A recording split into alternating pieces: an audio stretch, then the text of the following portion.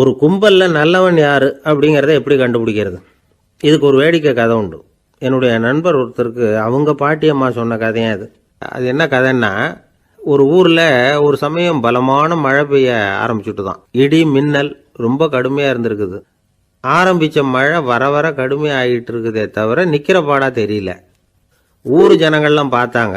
இதுக்கு மேலேயும் வீட்டுக்குள்ளே இருந்தால் ஆபத்துங்கிறத புரிஞ்சுக்கிட்டாங்க. ஏன்னா வீடெல்லாம் இடிஞ்சி விழுந்துருமோங்கிற பயம். உடனே எல்லாரும் புறப்பட்டு ஊருக்கு பொதுவாக இருந்த ஒரு மண்டபத்தில் போய் தங்கிக்கிட்டாங்க. மின்னல் கடுமையாக இருந்தது. இடி எந்த நேரத்துலையும் விழலாம்ங்கிற நிலைமை. எப்போ விழலாம்னு பார்த்துக்கிட்டு இருக்குது. அந்த மண்டபத்தில் இருந்த ஜனங்கள் மனசுக்குள்ள ஒரு பயம். நம்ம கூட்டத்தில் யாராவது ஒரு கெட்டவன் பாவம் பண்ணவன் இருந்தால் கூட இடி இந்த மண்டபத்தில் விழுந்துரும், அது எல்லாருக்கும் ஆபத்து அப்படின்னு நினச்சாங்க. சரி, இதுக்கு என்ன பண்ணலாம் அப்படின்னு யோசனை பண்ணாங்க. அந்த கூட்டத்தில் ஒரு பெரியவர் இருந்தார். அவர் ஒரு யோசனை சொன்னார். இதை பாருங்க, அதுக்கு ஒரு வழி இருக்குது. அதோ எதிர்த்தாப்புல கொஞ்சம் தூரத்தில் ஒரு உயரமாக மரம் ஒன்று இருக்குது பாருங்க. பொதுவாக இடி சுலபமாக விழறது அது மாதிரி உயரமான மரத்தில் தான். நம்ம கூட்டத்தில் இருக்கிறவங்க எல்லாரும் ஒவ்வொருத்தராக போய் அந்த மரத்தை தொட்டு விட்டு திரும்பி வந்துடணும். நம்மள பாவம் பண்ணவன் யாரோ அவன் அந்த மரத்தை தொடுற சமயத்தில் இடி விழுந்துடும். அவன் மட்டும் போயிடுவான். மண்டபத்தில் இருக்கிற நாமெல்லாம் பொழைச்சிக்கலாம் அப்படின்னு ஐடியா கொடுத்தார் அந்த பெரியவர். இது நல்ல யோசனையாக பட்டது. எல்லாரும் ஒத்துக்கிட்டாங்க. ஒவ்வொருத்தராக போய் அந்த மரத்தை தொட்டு விட்டு திரும்பி வந்தாங்க. இடி எதுவும் விழலை. இன்னமும் பாவம் பண்ண ஆசாமி அதை போய் தொடலை போல இருக்கு அப்படின்னு நினச்சிக்கிட்டாங்க. ஒவ்வொருத்தராக போகிறாங்க. எல்லாரும் போய் தொட்டுவிட்டு வந்தாச்சு. இன்னும் ஒரே ஒரு ஆசாமி தான் பாக்கி. கடைசியாக இருந்த அந்த ஆள் பயந்துட்டான். இது வரைக்கும் இடி விழலைன்னா இப்போ என்ன அர்த்தம்? இப்போ நாம தான் பாக்கி, நாம தான் தப்பு பண்ண ஆள் போல இருக்கு அப்படின்னு நினச்சிட்டான். அதனால் துணிச்சலாக போய் தொடுறதுக்கு பயந்தான். தயங்கிக்கிட்டே இருந்தான். இருந்தாலும் மற்றவங்கள்லாம் சும்மா இருப்பாங்களா? கட்டாயப்படுத்தி கழுத்தை பிடிச்சி தள்ளாத குறையா அவனை தள்ளி விட்டாங்க. போய் தொட்டுட்டு வாடான்னு. அவன் நடுங்கிட்டே போய் அந்த மரத்தை தொட்டான். அதே வினாடி ஒரு பயங்கரமான மின்னல் இடி விழுந்துட்டுது. எங்கே விழுந்தது தெரியுமா? அந்த ஆள் மேலே இல்லை, மண்டபத்தில் விழுந்தது. மண்டபத்தில் இருந்தவங்க பூரா காலி. அந்த ஒரு ஆள் மட்டும் புழைச்சிக்கிட்டான். இந்த ஒரு ஆளை காப்பாற்றுறதுக்காக தான் இடி மண்டபத்தில் விழாமல் இருந்திருக்குது. இதுதான் கதை. அதனால் நல்லவங்க எப்படியும் தப்பிச்சுக்குவாங்க அப்படிங்கிறது ஒரு நீதி. ஒருத்தன் அப்படி தான் தெருவில் நடந்து போய்கிட்டு இருந்தான். ரொம்ப நல்லவன். எதிரில் ஒருத்தன் சைக்கிளில் வந்துக்கிட்டு இருந்தான். அதில் மோதி இவன் கீழே விழுந்துட்டான். சைக்கிள்காரன் உடனே இறங்கி இவனை தூக்கி விட்டான். இவன் எழுந்திரிச்சு அவனை முறைச்சி பார்த்தான். அப்படி பார்க்காதீங்க சார், நீங்கள் ரொம்ப புண்ணியம் பண்ணியிருக்கீங்க, அதுதான் இப்போ சைக்கிளில் மோதிக்கிட்டீங்க அப்படின்றான். என்ன அப்படி சொல்கிறேன் நான்? இவன் 10 நிமிஷத்துக்கு முன்னாடி நான் லாரி ஓட்டிகிட்டு வந்தேன், அப்போ நீங்கள் எதிரில் வந்திருந்தீங்கன்னா என்ன ஆயிருக்கும் அப்படின்னானா அவன்.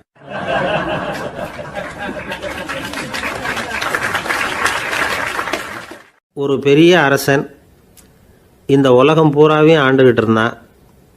ரொம்ப காலம் அப்படி அரசாட்சி பண்ணிக்கிட்டு இருந்தான். திடீர்னு அவனுக்கும் சில எதிரிகள் முளைச்சாங்க. அவங்கெல்லாம் ஒன்று சேர்ந்து இவனை தோற்கடிச்சுட்டாங்க. தோற்று போனதும் இவனுக்கு பயம் வந்துட்டுது. எங்கே எதிரிகள் நம்ம கொண்டுடுவாங்களோ அப்படின்னு. வெளியில் வந்தால் தனக்கு ஆபத்துன்னு பயந்துக்கிட்டு யாருக்கும் தெரியாமல் ஒரு குகைக்குள்ளே போய் பதுங்கி கிடக்கிறான். நிலைமையை பாருங்கள். முதல் நாள் அரண்மனையில் அதிகாரம் பண்ணிக்கிட்டு இருந்தவன் மறுநாள் குகையில் பயந்து போய் பதுங்கி கிடக்கிறான். ராத்திரி நேரம் வந்தது. பசி வயத்தை கிள்ளுது. பிச்சை எடுத்து சாப்பிட வேண்டிய நிலைமை. பிச்சை எடுக்கிறதுக்கு பாத்திரம் வேணுமே, என்ன பண்ணுறது அப்படின்னு அங்கேயும் இங்கேயும் பார்க்குறான். ஒரு மூலையில் யாரோ விட்டுட்டு போன ஒரு ஓடு கிடக்குது. அதை எடுத்துக்கிட்டு புறப்பட்டான். இருட்டில் வழி புரியல. ஏதோ ஒரு யூகத்தில் காலை மெதுவாக எடுத்து வச்சு நடந்து போயிட்டுருக்கிறான். வழியில் ஒரு கருப்பு நாய் படுத்து கிடந்தது. இருட்டில் அவன் இது கண்ணுக்கு சரியாக தெரியல. அவனுக்கு தவறி போய் காலை வச்சுட்டான். அது மேலே நாய் சும்மா இருக்குமா, வள்ளுன்னு விழுந்து கடிச்சு விட்டுது. காலை பார்க்குறான். காலத்தையும் நினச்சி பார்க்குறான். அரண்மனையில் வீரக்கழல் அணிந்த காலை உடைய மன்னா அப்படின்னு புகழ்வாங்களே புலவர்கள்லாம்.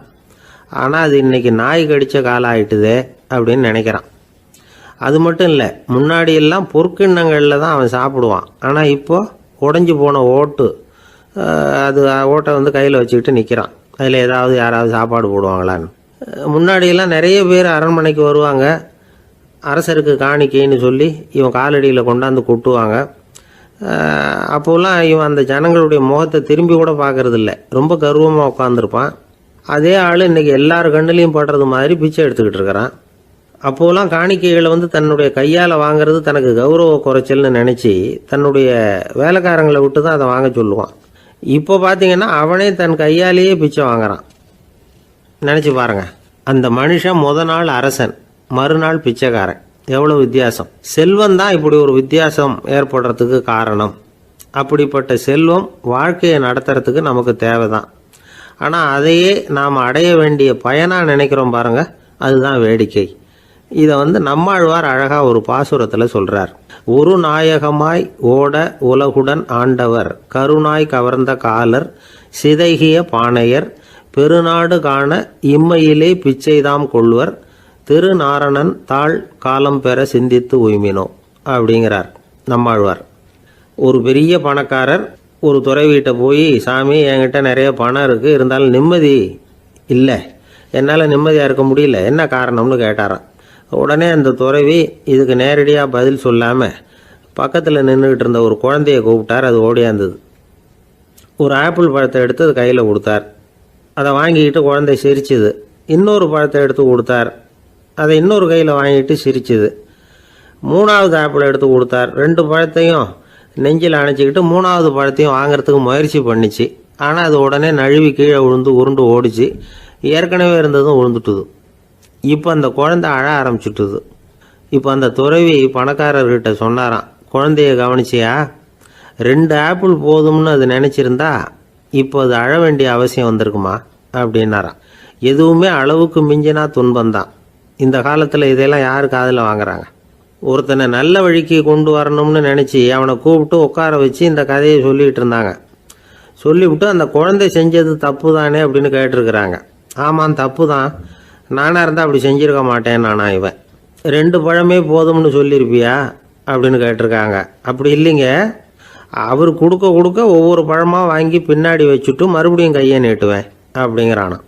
இவெல்லாம் எந்த காலத்தில் திருந்துறது?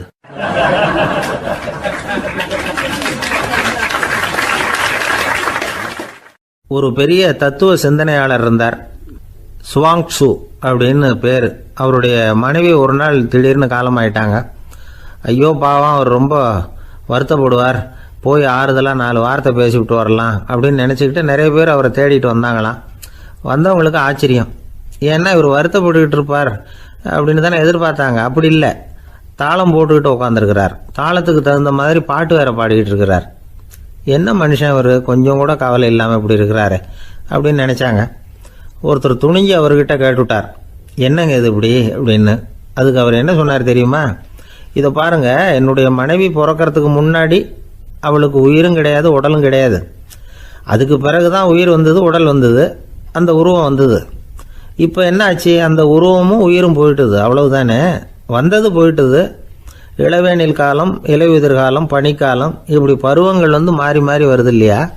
அது மாதிரி பிறப்பும் இறப்பும் மாறி மாறி வருது. இது இயற்கை. இதுக்காக அழுதா அது எப்படி அப்படின்னாராம். ஞான தெளிவு அடைஞ்சவங்களுக்கு எல்லாமே சுகம்தான். திருவள்ளுவரும் அதை தான் சொல்றார், உறங்குவது போலும் சாக்காடு, உறங்கி விழிப்பது போலும் பிறப்பு. தூங்குறதுக்கெல்லாம் நாம் வருத்தப்பட்டுக்கிட்ட இருக்கிறோமா? இன்னைக்கு தூங்க வேண்டியிருக்குதே, இன்னும் கொஞ்சம் நேரத்தில் நான் தூங்க வேண்டியிருக்கு அப்படின்னு சொல்லி யாராவது அழுதுகிட்டு இருப்பாங்களா? அதனால் இந்த உலக வாழ்க்கையினுடைய இயல்பை யதார்த்தத்தை நாம் தெளிவாக புரிஞ்சுக்கணும். அப்படி புரிஞ்சுக்கிட்டா நாம் கவலை இல்லாமல் வாழ முடியும். ஒரு வயசான தாத்தா பாட்டி 60 வருஷத்துக்கு முன்னாடி அவங்களுக்கு கல்யாணம் ஆச்சு. ஒன்றாவே வாழ்ந்தாங்க, ஒன்றாவே இறந்து போனாங்க. இப்போ அவங்க 2 பேரும் சொர்க்கத்துக்கு போய் சேர்ந்தாங்க. அங்கே எல்லா வசதியும் இருந்தது. ஒரு பெரிய பங்களாவே இவங்களுக்கு ஒதுக்கி கொடுத்தாங்களாம். இதுக்கு எவ்வளவு வாடகைன்னு கேட்டார் தாத்தா. வாடகையெல்லாம் கிடையாது, இலவசம் அப்படின்னார் அங்கே இருந்தவர். அந்த வீட்டுக்கு பின்னாடி ஒரு பெரிய புல்வெளி இருந்தது. இதில் விளையாட ஏதாவது கட்டணம் உண்டான்னு கேட்டிருக்கார் தாத்தா. அதெல்லாம் ஒன்றும் கிடையாது, பணம்லாம் கட்ட வேண்டியதில்லை அப்படின்னார் அவர். பக்கத்தில் ஹோட்டல் மாதிரி ஒரு பெரிய கட்டடம், உள்ள சாப்பாட்டு மேஜைகள், அது மேலே விதவிதமான பலகாரங்கள். சாப்பாட்டுக்கெல்லாம் எவ்வளவு அப்படின்னு விசாரிச்சாராம் தாத்தா. அதுதான் சொன்னேனே, இங்கே எல்லாமே இலவசம்தான், எது வேணும்னாலும் சாப்பிட்லாம், எவ்வளவு வேணும்னாலும் சாப்பிட்லாம் அப்படின்னாராம். நீங்கள் சொல்கிறீங்க அப்படி, ஆனால் நான் சர்க்கரை சேர்த்துக்கக்கூடாது, உப்பு சேர்த்துக்கக்கூடாது, பாட்டி கையால் எப்பவும் பத்திய சாப்பாடு தான் அப்படின்னாராம் தாத்தா. இதை பாருங்கள், இங்கே உங்களுக்கு அந்த கவலையும் வேண்டியதில்லை. இங்கே நீங்கள் ஸ்வீட்டு சாப்பிட்லாம், காரம் சாப்பிட்லாம், உங்களுக்கு எந்த நோயும் வராது அப்படின்னாராம் அங்கே சொர்க்கத்தில் இருந்தவர். இதை கேட்ட உடனே அந்த தாத்தா பக்கத்தில் நின்ன பாட்டியை பார்த்து கத்தினாராம், அடி பாவி, எல்லாத்தையும் கெடுத்துட்டியே, நீ எனக்கு பத்திய சாப்பாடு போடாமல் கண்டதை திங்க விட்டுருந்தா 10 வருஷத்துக்கு முன்னாடியே நான் இங்கே வந்து சேர்ந்துருப்பேனே அப்படின்னாராம்.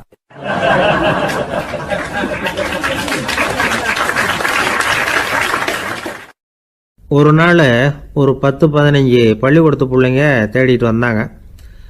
உங்களை பார்த்துட்டு தான் போகணும், அதுக்காக தான் வந்திருக்கோம்னாங்க. என்ன விஷயம்னு கேட்டோம். நாங்கள்லாம் கூடி ஒரு முடிவு பண்ணியிருக்கிறோம், அதை உங்ககிட்ட சொல்லணும் அப்படின்னாங்க. அதுவும் ஒரு வாண்டு பையன் அதை சொன்னான். என்ன முடிவு அது அப்படின்னு கேட்டோம் ரொம்ப ஆர்வமாக. அதை இப்போ சொல்ல மாட்டோம், எங்களுக்கு பிடிக்கிற மாதிரி ஏதாவது ஒரு தகவல் சொன்னால் அதுக்கப்புறம் நாங்கள் அதை சொல்கிறோம் அப்படின்னா அந்த வாண்டு பையன். சரி, சின்ன பையன்கிட்ட இன்றைக்கி வசமாக மாட்டிக்கிட்டோம் அப்படின்னு நினச்சிக்கிட்டு அவங்களுக்கு தகுந்த மாதிரி ஒரு கதை சொல்ல ஆரம்பித்தோம். அது என்ன கதைன்னா, ஒரு பெரிய காடு, அதில் பலவிதமான மிருகங்கள். அந்த காட்டுக்கு ஒரு சிங்கம் தான் ராஜா. எப்பவும் காட்டுக்கு அது தானே ராஜா. ஒரு பெரிய யானைக்கு இது பொறுக்கலை. என்ன இது, எப்போ பார்த்தாலும் இங்கே சிங்கத்துக்கே ராஜா பதவி கிடைக்குது, நான்லாம் எவ்வளவு பலசாலியாக இருக்கிறேன், அப்படி இருந்தும் எனக்கு அந்த பதவி கிடைக்கலையே அப்படின்னு தனக்குள்ளே பொறுமிக்கிட்டே இருந்தது. ராஜா பதவியை நினச்சி ரொம்ப ஏக்கம், அதுக்கு பதவி மோகம். இந்த சமயம் பார்த்து ஒரு குள்ள நரி கூட்டம் அதை தேடிட்டு வந்தது. ஐயா பெரியவங்களே, நீங்கள் இந்த காட்டுக்கு ராஜாவாக இருக்க ஆசைப்படுறீங்க, அதில் ஒன்றும் தப்பு இல்லை. ஆனால் அதுக்கு முன்னாடி நீங்கள் எங்கள் கூட்டத்துக்கு கொஞ்ச நாள் தலைவராக இருங்க, அதாவது ராஜாவாக இருங்களேன், உங்களுக்கும் ஒரு ட்ரைனிங் கிடைச்சது மாதிரி இருக்கும் அப்படின்னு சொல்லியிருக்குது இந்த கூட்டம், குள்ள நரி கூட்டம். இதை கேட்ட உடனே யானைக்கு ரொம்ப சந்தோஷம் தாங்கலை. அதுதான் எப்போன்னு பதவிக்காக காத்துக்கிட்டு இருக்குதே. இருந்தாலும் கொஞ்சம் பிகுவோட, சரி நீங்கள்லாம் இவ்வளோ தூரம் என்ன தேடிட்டு வந்து கேட்கறதுனால மறுக்க முடியல அப்படின்னு ரொம்ப ஏதோ அவளுக்கு சிரமப்பட்டு ஒத்துக்கிறது மாதிரி ஒத்துக்கிட்டது. ஏதோ உங்கள் ஆசைக்கு கட்டுப்படுறேன், கொஞ்ச நாள் உங்கள் கூட்டத்துக்கு ராஜாவாக இருக்கிறதுக்கு சம்மதிக்கிறேன் அப்படின்னுது. உடனே அந்த யானை ராஜ நட போட ஆரம்பிச்சிட்டுது. யானை சாதாரணமாக நடந்தாவே எப்படி இருக்குங்கிறது நமக்கு தெரியும். அதுவே ராஜ நடந்தால் எப்படி இருக்கும் கற்பனை பண்ணி பாருங்கள்.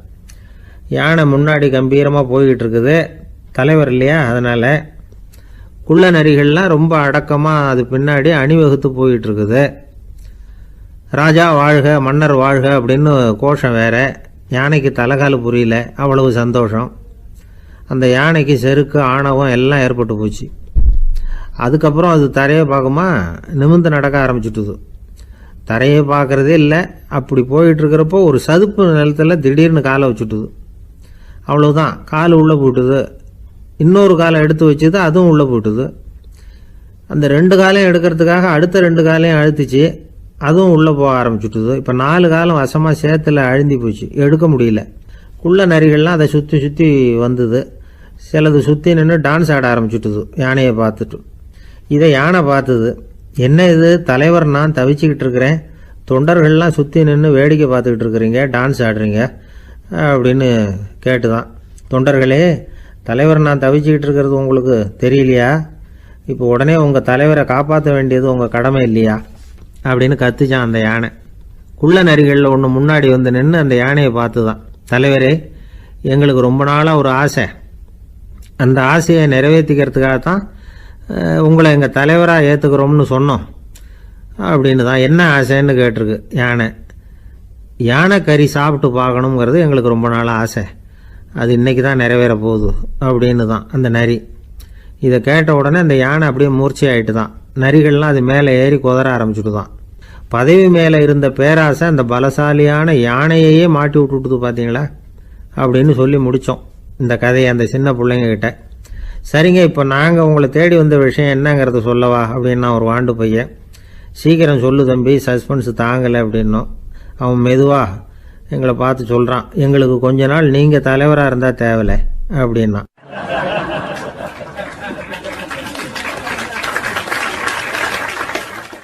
ஒரு காட்டில் ஒரு முனிவர் இருந்தார். ஒரு நாள் அவரை தேடிட்டு 4 பேர் வந்தாங்க. சுவாமி, எங்களுக்கு ரொம்ப நாளாக ஒரு சந்தேகம்னாங்க. என்னன்னு கேட்டார். இந்த உலகத்தில் எவ்வளவோ காரியங்கள் நடக்குது, எது நியாயம் எது அநியாயம் அப்படின்னு புரிஞ்சிக்க முடியலன்னாங்க. அது யாராலையும் புரிஞ்சிக்க முடியாதுன்னார் முனிவர். வந்தவங்களுக்கு ஆச்சரியமாக போச்சு, ஒரு மாதிரியாக பார்த்தாங்க. இதை முனிவர் கவனிச்சார். சரி புறப்படுங்க என்னோடன்னார். எங்கன்னு கேட்டாங்க.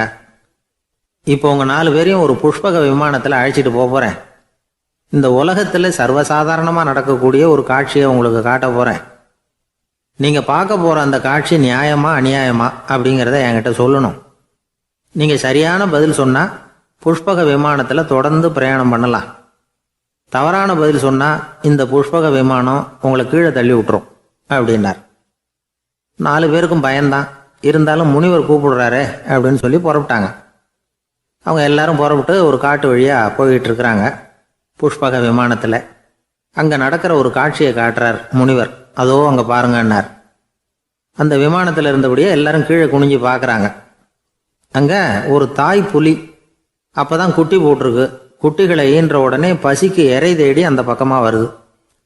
அதே நேரம் ஒரு தாய் மான், அதுவும் அப்போ தான் குட்டி போட்டிருக்கு. அதுவும் இதே மாதிரி குட்டிகளை ஈன்ற உடனே பசிக்கு இறை தேடி அந்த பக்கமாக வருது. இப்போ அந்த புலி அந்த மானை அடித்து போட்டுவிடுது. அதுவும் சாப்பிடுது, குட்டிகளுக்கும் கொடுக்குது. இப்போ அந்த புலிக்குட்டிகள் முகத்தில் மகிழ்ச்சி, தாயை இழந்த அந்த மான் குட்டிகள் முகத்தில் துக்கம்.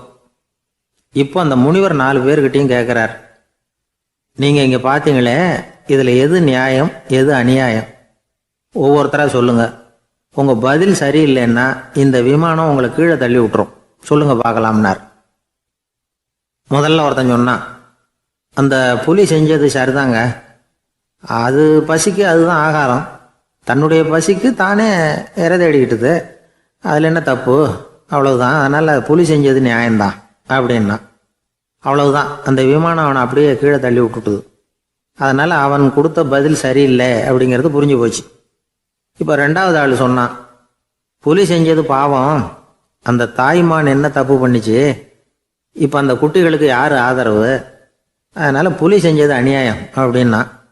அவ்வளவுதான். அவனையும் கீழே தள்ளி விட்டுட்டுது அந்த விமானம். இந்த பதிலும் சரியில்லை அப்படின்னு ஆயிட்டுது. இப்போ 3வது ஆள் வந்தான்.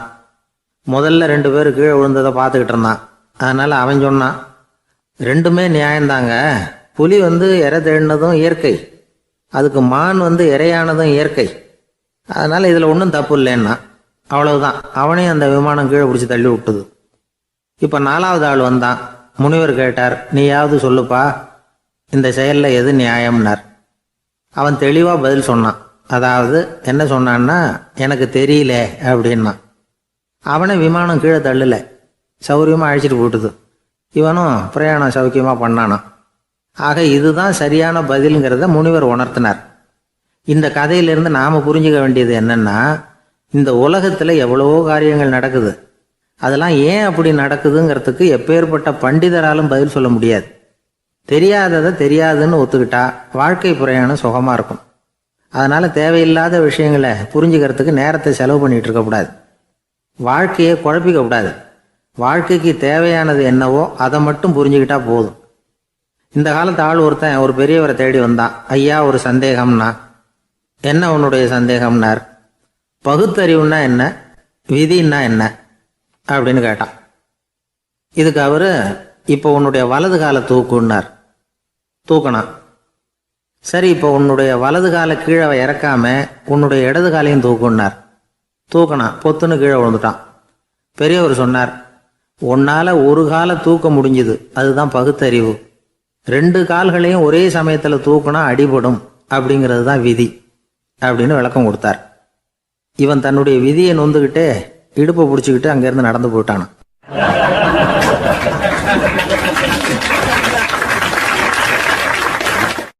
ஒரு ஊரில் ஒரு கோயில் இருந்தது. ரொம்ப பழைய கோயில். உள்ளே போகிறதுக்கே பயமாக இருக்கும். எந்த நேரத்தில் இடிஞ்சு விழுந்துருமோ அப்படிங்கிற பயம். அப்படி இருந்ததுனால யாரும் துணிஞ்சு சாமி கும்பிடுறதுக்கு அங்கே போகிறதில்ல. கோயிலுக்கு வர்ற கூட்டம் கொஞ்சம் கொஞ்சமாக குறைய ஆரம்பிச்சுட்டுது. கோயில் நிர்வாகிகள் எல்லாரும் கூடி உட்காந்து பேசினாங்க. என்ன பண்ணலாம்னு யோசனை பண்ணாங்க. எந்த இடம் மோசமாக இருக்கோ அந்த இடத்த பழுது பார்த்தாங்க. அங்கே எங்கே வர்ணத்தை பூசி கொஞ்சம் அழகுபடுத்தி பார்த்தாங்க. ஏதோ இந்த ஊரில் கோயில்னு ஒன்று இருக்குது, அது மக்களுக்கு தெரியணும் அப்படிங்கிறதுக்காகத்தான் இப்படிலாம் பண்ணாங்க. இருந்தாலும் கோவில் இருக்கிற நிலைமை மக்களுக்கு தெரியும். அதனால் அங்கே வர்றது குறைச்சிக்கிட்டாங்க அவங்க. ஒரு கட்டத்தில் யாருமே வர்றதில்லை. நிலைமை அந்த அளவுக்கு ஆயிட்டுது. மறுபடியும் கோவில் நிர்வாகிகள் கூட்டம் நடந்தது. இந்த கூட்டம் கூட கோயிலுக்கு உள்ளே நடக்கலை, இடிஞ்சு விழுந்துருமோங்கிற பயம். அதனால் வெளியில தான் உட்காந்து கூட்டத்தை நடத்தினாங்க. ஏன்னா உள்ளே போகிறதுக்கு அவங்களுக்கும் துணிச்சல் கிடையாது. எந்த நேரமும் விழுந்துரும் போல் இருந்தது அது. அது வழியாக போகிறவங்க கூட வேகமாக அந்த இடத்த கடந்து போக ஆரம்பிச்சிட்டாங்க. கோவில் நிர்வாகிகள் வெளியில் உட்காந்து கூட்டம் போட்டாங்க இல்லையா, அந்த கூட்டத்தில் 4 தீர்மானங்களை நிறைவேற்றினாங்க. அது என்ன 4 தீர்மானம்னா, முதல் தீர்மானம், இந்த கோவிலை இடிப்பது அப்படிங்கிற முடிவை இந்த கமிட்டி மிகவும் வருத்தத்துடன் ஏற்றுக்கொள்ளுகிறது அப்படின்னு நிறைவேற்றினாங்க. இதுக்கு பதிலாக இன்னொரு கோவிலை உடனடியாக கட்டி முடிச்சுடணுங்கிறது 2வது தீர்மானம். 3வது தீர்மானம் என்ன தெரியுமா? பழைய கோவிலின் கதவுகள், அதிலிருந்து பிரித்து எடுக்கிற செங்கல், இதையே புது கோவில் கட்டுவதற்கு பயன்படுத்தி கொள்ள வேண்டியது. பழைய கோவில் இருந்த மாதிரியே அதே வடிவத்தில் புது கோவிலையும் கட்ட வேண்டியது. பழைய கோவிலின் அஸ்திவாரத்தை அப்படியே வச்சுக்கிட்டு அதுக்கு மேலே நாம் கோவிலை கட்டிக்க வேண்டியது. இதுதான் 3வது தீர்மானம். இதையும் கமிட்டி முழு மனசோடு ஏற்றுக்கிட்டது. இது வரைக்கும் சரி. இப்போ அந்த கமிட்டி 4வதாக ஒரு முக்கியமான தீர்மானத்தை கொண்டுகிட்டு வந்து அதையும் ஏகமனதாக நிறைவேற்றி விட்டது. அது என்ன தீர்மானம்னா, புதிய கோவில் கட்டி முடிக்கிற வரைக்கும் பழைய கோவிலை இடிக்கிறதில்லை அப்படிங்கிற தீர்மானம். எப்படி இருக்குது பாருங்க இது. பழசை இடிக்காத வரையில் அதே இடத்துல புதுசாக எப்படி கட்ட முடியும்? பல விஷயங்களில் நாம் நடந்துக்கிற முறையும் இப்படி தான் இருக்குதான். வாழ்க்கையில் முன்னேறணும்னு ஆசைப்படுவோம். அதே நேரத்தில் அந்த முன்னேற்றத்துக்கு எது தடையாக இருக்கோ அதை விட்டு விடுறதுக்கும் மனசு வராது. வெளிநாட்டில் ஒரு பெரிய விருந்து நடந்துக்கிட்டு இருந்துதான். எல்லாரும் மது கோப்பையும் கையுமா அலைஞ்சிக்கிட்டு இருக்கிறாங்க. ஒருத்தர் மட்டும் கையில் எதுவும் இல்லாமல் ரொம்ப நல்ல பிள்ளையா சாதுவா ஒரு ஓரமாக தனியாக உட்காந்துருக்கிறார். அவர்கிட்ட நெருங்கி வாங்க மது சாப்பிடலாம் அப்படின்னு கூப்பிட்டாங்களாம். என்னை வற்புறுத்தாதீங்க, நான் என் மனசுக்குள்ள உறுதியாக தீர்மானம் பண்ணிவிட்டேன் அப்படின்னாராம். என்ன தீர்மானம் பண்ணியிருக்கீங்க அப்படின்னு கேட்டிருக்காங்க. ஏற்கனவே முழு போதையில் இருக்கும் பொழுது மறுபடியும் மது கோப்பையை தொடரதில்லை அப்படின்னு தீர்மானம் பண்ணியிருக்கேன் அப்படின்னாராம்.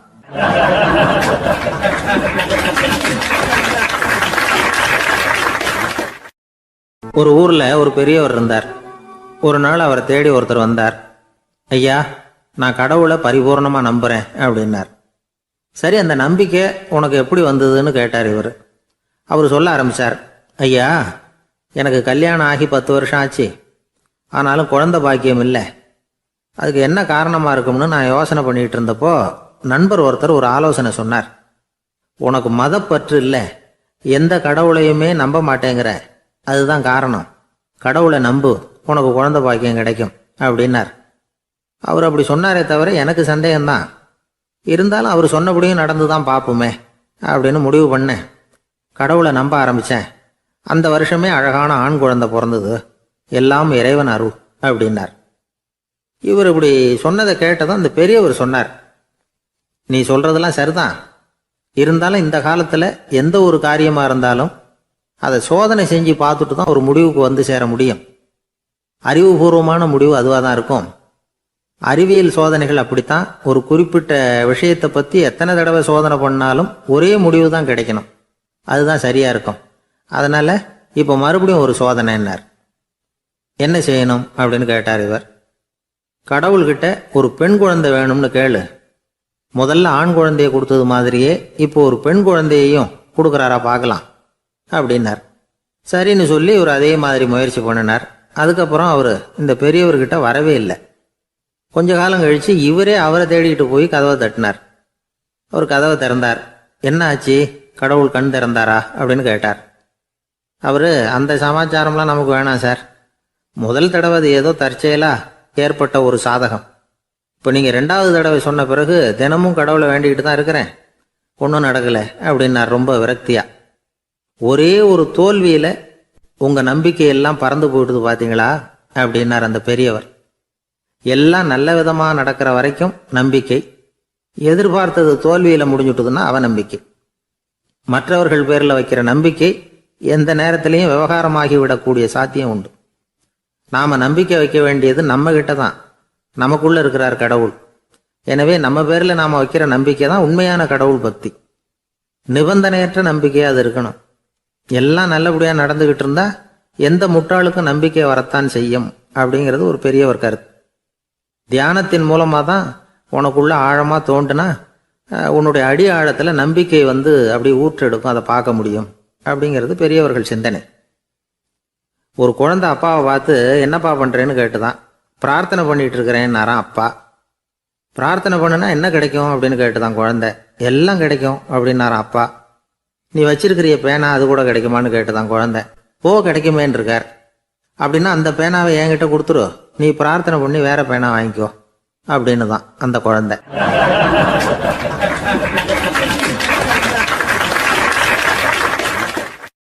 ஒரு ஊர்ல ஒரு குரு இருந்தார், ஜென் குரு. அவரை தேடிட்டு ஒரு மன்னர் வந்தார். வந்தவர் ஜப்பான் மன்னர். தோட்டக்கலையை பற்றி தெரிஞ்சுட்டு போகிறதுக்காக அவர் வந்தார். எப்படி தோட்டம் அமைக்கிறது அப்படிங்கிறத பற்றி அந்த குரு விவரமாக சொல்லி கொடுத்தாரு. ஒரு நாள் 2 நாள் இல்லை, 3 வருஷம் கற்றுக் கொடுத்தார். அதுக்கப்புறம் சொன்னார், நான் கற்றுக் கொடுத்துட்டேன், இனிமேல் நீங்கள் போகலாம், போய் தோட்டம் அமைக்கலாம், அதுதான் உங்களுக்கு பரிசை.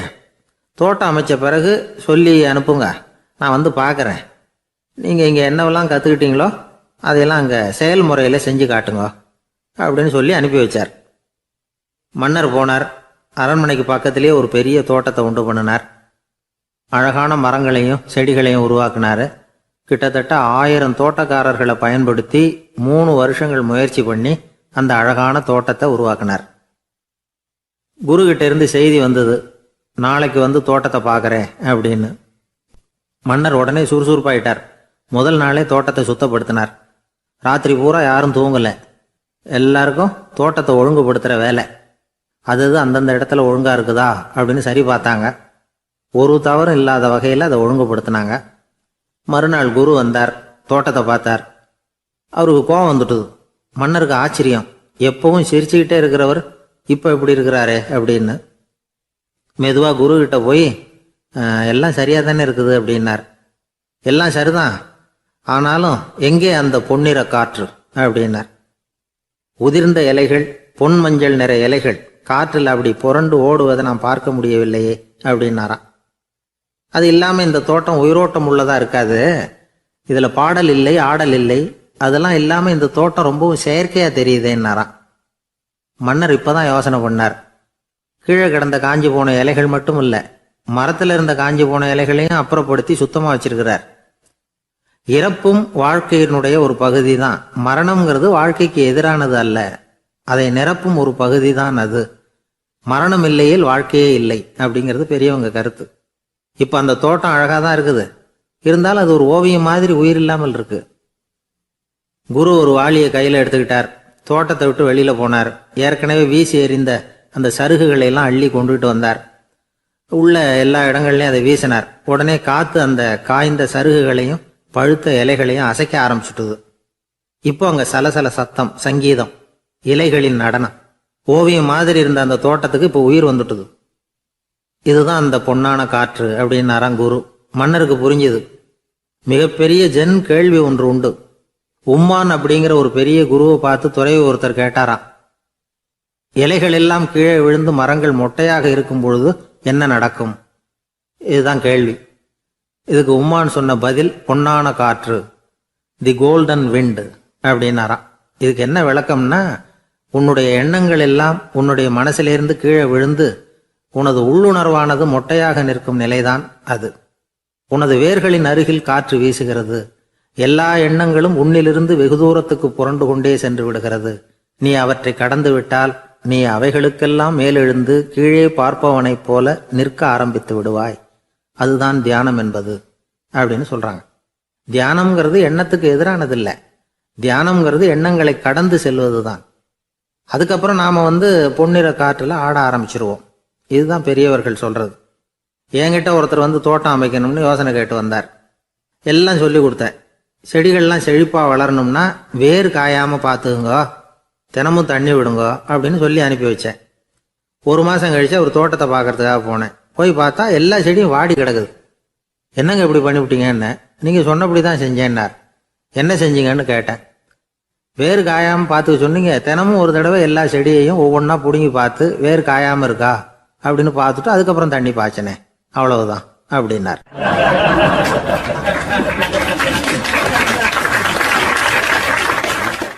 ஒரு வயசான பாட்டியும் தாத்தாவும் ஒரு பூங்காவில் உட்காந்து பேசிக்கிட்டு இருக்கிறாங்க. அவங்களுக்கு கல்யாணம் ஆகி 53 வருஷம் ஆச்சு. பிள்ளைங்கள்லாம் படித்து பெரிய பெரிய வேலையில் இருக்கிறாங்க. பேரன் பேத்திகளும் நல்ல நிலைமையில் இருக்கிறாங்க. இந்த தாத்தாவும் பாட்டியும் சிரித்து பேசிக்கிட்டு இருந்ததை ஒரு பெரியவர் பார்த்தார். அவருக்கு ஆச்சரியமாக இருந்தது. இந்த வயசுலேயும் இவ்வளவு அந்யோன்யமாக இவங்க பேசிக்கிட்டு இருக்கிறாங்களே அப்படின்னு நினச்சார். சரி, நேரிலேயே கேட்டுருவோமே அப்படின்னு நினச்சிக்கிட்டு கிட்ட போனார். உங்கள் மன வாழ்க்கையின் வெற்றிக்கான ரகசியம் என்ன அப்படின்னு கேட்டார். இதை கேட்டதும் அந்த தாத்தா சிரிச்சுக்கிட்டே பாட்டியை பார்த்தாராம். அதுக்கப்புறம் சொன்னாராம், நான் இந்த அம்மாவை கல்யாணம் பண்ணிட்டதுக்கும் எங்களுடைய இல்வாழ்க்கை இவ்வளவு நாளாக பலம் குறையாமல் மகிழ்ச்சியாக இருக்கிறதுக்கும் காரணம் ஒன்று தான். அது என்ன காரணம்னா, எங்களுக்கு இடையில பொதுவாக நிறைய குறைகள் உண்டு, அதுதான் காரணம் அப்படின்னாராம். அவர் சொல்கிறது சரிதான் அப்படிங்கிறது மாதிரியே அந்த பாட்டியும் அவரை நிமிர்ந்து பார்த்தாங்களாம். இந்த பெரியவர் மறுபடியும் அந்த பாட்டியை பார்த்து அதே கேள்வியை கேட்டிருக்கார். உங்களுடைய நீண்டகால மன வாழ்க்கைக்கு கிடைச்ச வெற்றி எதனாலேன்னு சொல்ல முடியுமா அப்படின்னு கேட்டாராம். அவங்களும் சிரிச்சுக்கிட்டே பதில் சொன்னாங்களாம். என்ன பதில் தெரியுமா? சில பேரை நாம் குறிப்பிட்ட பண்புகளுக்காக நேசிக்கிறோம், வேற சிலரை நாம் அந்த பண்புகள் இல்லாத குறைகளுக்காகவே விரும்பி பழகிறோம் இல்லையா அப்படின்னு கேட்டுவிட்டு தலையை குனிஞ்சுக்கிட்டாங்களாம் அந்த பாட்டியம்மா. அவங்க அப்படி சொன்னதை கேட்டதும் இவருக்கு புதுசாக ஞானம் பிறந்தது மாதிரி இருந்துதான். இதுதான் மனம் நிறைந்த மன வாழ்க்கை அப்படிங்கிறார் சுவாமி சென்மயானந்தர். பண்புகளை எப்படி நேசிக்க முடியுதோ அதே மாதிரி பண்புகள் இல்லாத குறைகளையும் நேசிக்க முடியும்.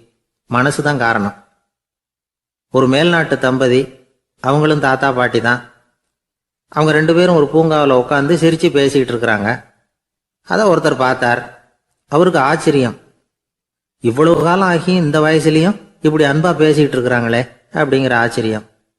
கிட்ட நெருங்கி போனார். கேட்டார், ஏன் தாத்தா உங்களுக்கு கல்யாணம் ஆகி எவ்வளோ வருஷம் ஆச்சுன்னார். 55 வருஷம் ஆச்சுன்னாராம் அவர்.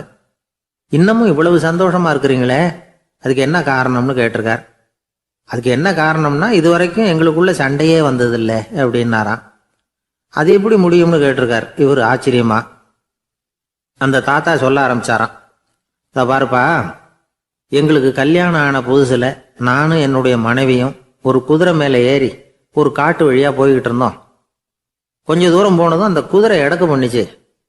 நான் உடனே கீழே இறங்கி அந்த குதிரையை பார்த்து, இது உனக்கு முதல் தடவை அப்படின்னு மிரட்டலாக சொல்லிவிட்டு ஏறி உட்காந்தேன். மறுபடியும் போனோம். கொஞ்சம் தூரம் குதிரை நல்லபடியாக நடந்து போச்சு. மறுபடியும் எடக்கு பண்ண ஆரம்பிச்சுட்டுது.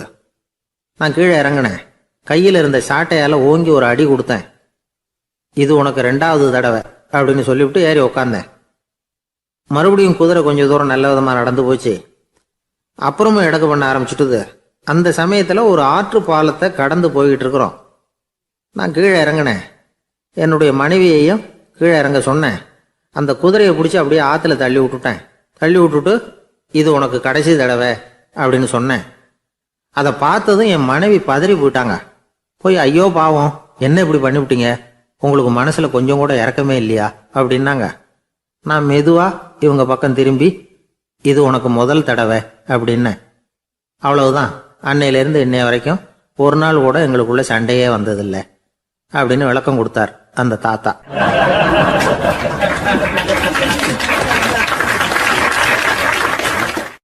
ஒரு ஆள் வேகமாக நடந்து போய்கிட்டு இருந்தான். அவன் வேகமாக நடக்கிறதுக்கு காரணம் வெயில் காலம், காலில் செருப்பு இல்லை, மணல் பாதை, அதுதான் வேகம். காலில் செருப்பும் இல்லாமல் கையில் குடையும் இல்லாமல் அந்த ஆள் வெயிலில் நடந்து போய்கிட்டு இருக்கிறான். அந்த சமயத்தில் இன்னொருத்தன் குதிரை மேலே ஏறி அந்த வழியாக வந்துக்கிட்டு இருக்கிறான். அவன் காலில் செருப்பும் இருந்தது, கையில் குடையும் இருந்தது. நடந்து போய்கிட்டு இருந்தவன் அந்த குதிரை ஆசாமியை பார்த்து கேட்டான், ஐயா, நீங்களும் குதிரை மேலே உட்காந்துக்கிட்டு போய்கிட்டு இருக்கிறீங்க, அப்படி இருக்கிறப்போ உங்களுக்கு அந்த செருப்பு என்னத்துக்கு, அதை எனக்கு கொடுத்து உதவலாமே அப்படின்னா. குதிரை மேலே உட்காந்துருந்தவன் யோசனை பண்ணி பார்த்தான். இவன் சொல்கிறது நியாயம்தானே அப்படின்னு சொல்லி தன்னுடைய செருப்பை கழட்டி அந்த வழிப்போக்கனுக்கு கொடுத்துட்டான். ரொம்ப நல்லதுங்க அப்படின்னு சொல்லி இவன் அதை வாங்கி காலில் மாட்டிக்கிட்டான்.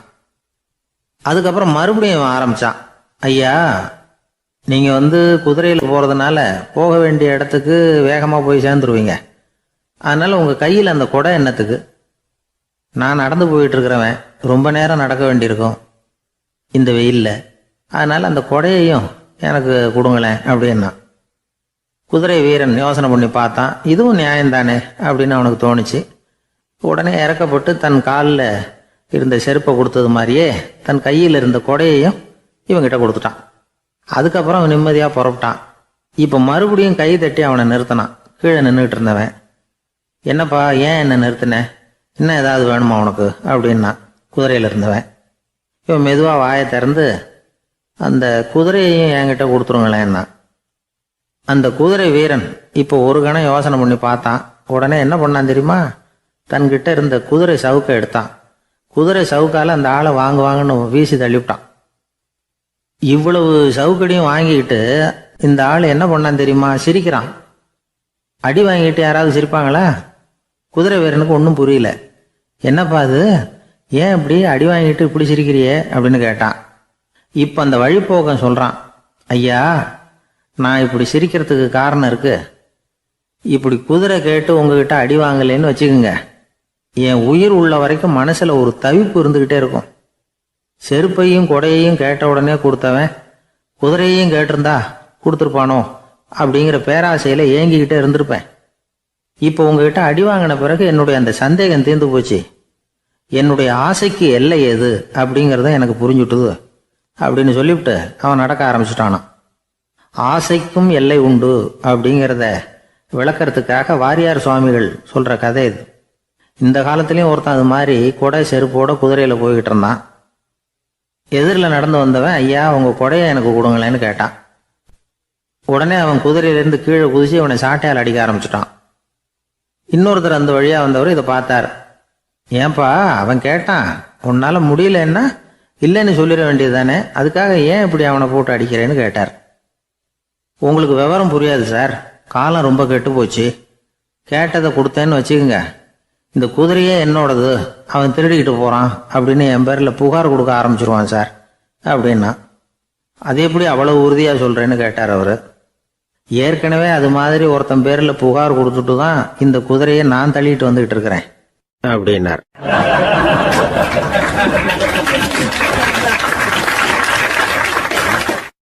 கடற்கரை ஓரமா ஒரு பெரியவர் கையால மணலை கீறிக்கிட்டே உட்காந்துருக்கிறார். என்னத்தையும் தேடிட்டு இருக்கிறது மாதிரி தெரிஞ்சது. மெதுவா கிட்டத்துல போய் என்னத்தை தேடிட்டு இருக்கிறீங்க அப்படின்னு கேட்டோம். அவரு சாவகாசமா நிமிந்து பார்த்து நிம்மதியை தேடிட்டு இருக்கிறேன்னார். நாங்க ஒரு மாதிரி ஆயிட்டோம். இருந்தாலும் சமாளிச்சுக்கிட்டு, சார் மணல்ல கிழிஞ்சல் தான் கிடைக்கும், நிம்மதி கிடைக்காது அப்படின்னோம். சரி இன்னைக்கு வசமா நம்ம கிட்ட ஒரு ஆள் மாட்டிக்கிட்டார் அப்படின்னு நினைச்சு அவர் பக்கமா போய் உட்காந்துக்கிட்டு கதை சொல்ல ஆரம்பிச்சிட்டோம். ஒரு பெரிய மன்னர் இருந்தார். அவருக்கு எல்லா வசதியும் இருந்தது. இருந்தாலும் ஒரே ஒரு குறை, அது என்னன்னா நிம்மதி இல்லைங்கிற குறை.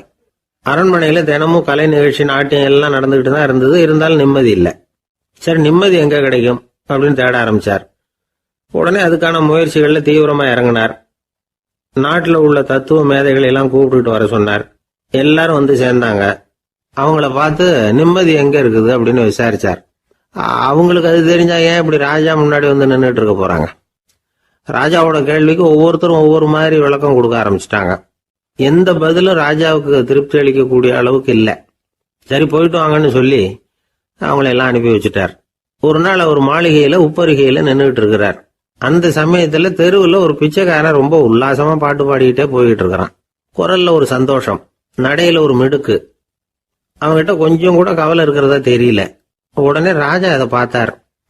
ஏவலாளிகளை கைதட்டி கூப்பிட்டார். உடனே ஓடி போய் அந்த பிச்சைக்காரனை இங்க அழைச்சிட்டு வாங்கன்னு உத்தரவு போட்டார். இவங்க உடனே ஓடி போய் அவனை கூப்பிட்டாங்க. அரண்மனைக்கு வாழ்ந்தாங்க. அவன் வரல. அரண்மனைக்குள்ள அடி எடுத்து வைக்க மாட்டேன்னு சொல்லிவிட்டான். ராஜா கிட்ட விஷயத்தை சொன்னாங்க. அவருக்கு ரொம்ப ஆச்சரியம், இப்படி ஒரு ஆள் இருக்கிறானா அப்படின்னு. சரி அவன் என்னதான் சொல்றான் அப்படின்னு விசாரிச்சார். இவங்க மறுபடியும் தெருவுக்கு போய் கேட்டாங்க. என்ன பார்க்கணும்னா ராஜா விருப்பப்பட்டாருன்னா அவரை வேணும்னா இங்க வர சொல்லுங்க அப்படின்னு சொல்லிவிட்டான். அதை ராஜா கிட்ட சொன்னாங்க. அவருக்கு கோபம் வரல. இவ்வளவு சுதந்திர உணர்வோடு இருக்கிறவன் சாதாரண ஆளா இருக்க முடியாது அப்படின்னு நினைச்சார். உடனே கிடுகிடுன்னு இறங்கி தெருவுக்கு வந்தார். பிச்சைக்காரங்கிட்ட போனார். நீ கவலைப்படாம சந்தோஷமா பாடிக்கிட்டு போறியே, அது எப்படி முடியுது உன்னால அப்படின்னு கேட்டார். ஏன் அப்படி கேக்குறீங்கன்னா அவன், அதுக்கு இல்ல, எனக்கு அரண்மனையில எவ்வளவோ சுகபோகங்கள்லாம் இருக்கு, இருந்தாலும் நிம்மதி இல்லை. இது ஏன்னு எனக்கு தெரியல. இந்த தேசத்துல உள்ள அறிஞர்களை எல்லாம் கூப்பிட்டு கேட்டு பார்த்துட்டேன், அவங்களுக்கும் தெரியல. உன்னை கேட்டா தெரியும்னு நினைச்சேன், அதனாலதான் சந்திக்கிறதுக்கு ஆசைப்பட்டேன், ஆனா நீ வரமாட்டேன்னுட்டியே அப்படின்னார். பிச்சைக்காரன் கடகடன்னு சிரிக்க ஆரம்பிச்சுட்டான். மகிழ்ச்சிக்கும் உங்களுக்கும் தடையா இருக்கிறது இந்த மாளிகை தான்.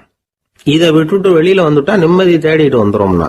நான் அரசன், எனக்குன்னு கடமைகள் இருக்கு, அதையெல்லாம் விட்டுட்டு எப்படி வர முடியும்னார் ராஜா. ரெண்டும் ஒரே நேரத்துல கிடைக்கணுங்கிறது முடியாத காரியம். உங்க சுகபோகத்துக்கு விலையாதான் உங்க நிம்மதியை கொடுத்துக்கிட்டு இருக்கிறீங்க.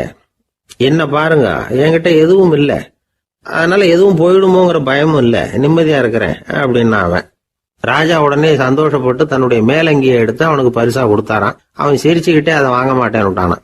இதை நீங்க எனக்கு கொடுக்கறதுனால எந்த பயனும் இல்லை, அதே நேரத்துல அதை வாங்கிட்டேன்னா அடுத்த வினாடியிலிருந்து அதை எப்படி காப்பாத்துறதுங்கிற கவலை எனக்கு வந்து சேர்ந்துரும், அப்புறம் தூக்கம் வராது, நிம்மதி போயிடும் அப்படின்னானா. சொல்லிவிட்டு அவன் பாட்டுக்கு சந்தோஷமா பாடிக்கிட்டே போயிட்டான். நிம்மதி எங்க இருக்குங்கிறதையும் ராஜா தெரிஞ்சுக்கிட்டார். அந்த இடத்துக்கு தன்னால போக முடியாதுங்கிறதையும் அவர் புரிஞ்சுக்கிட்டார். இப்படி இந்த கதைய அந்த கடற்கரையில மணலை கீறிக்கிட்டே உட்கார்ந்துருந்தார அந்த பெரியவர்கிட்ட சொல்லி முடிச்சோம். அவர் முகத்துல ஒரு தெளிவு தெரிஞ்சது. எங்களை நிமிர்ந்து பார்த்தார். ரொம்ப நன்றிங்க, இப்ப எனக்கு தெரிஞ்சு போச்சு, நிம்மதி வேணும்னா அதுக்கு என்ன பண்ணணும்னு இப்ப நல்லா புரிஞ்சுக்கிட்டேன் அப்படின்னார். என்ன புரிஞ்சுக்கிட்டீங்கன்னு கேட்டோம். இனிமே இந்த பக்கம் வந்தா உங்க கண்ணுல படாத இடமா பார்த்து உட்காரணும்னு புரிஞ்சுக்கிட்டேன் அப்படின்னார்.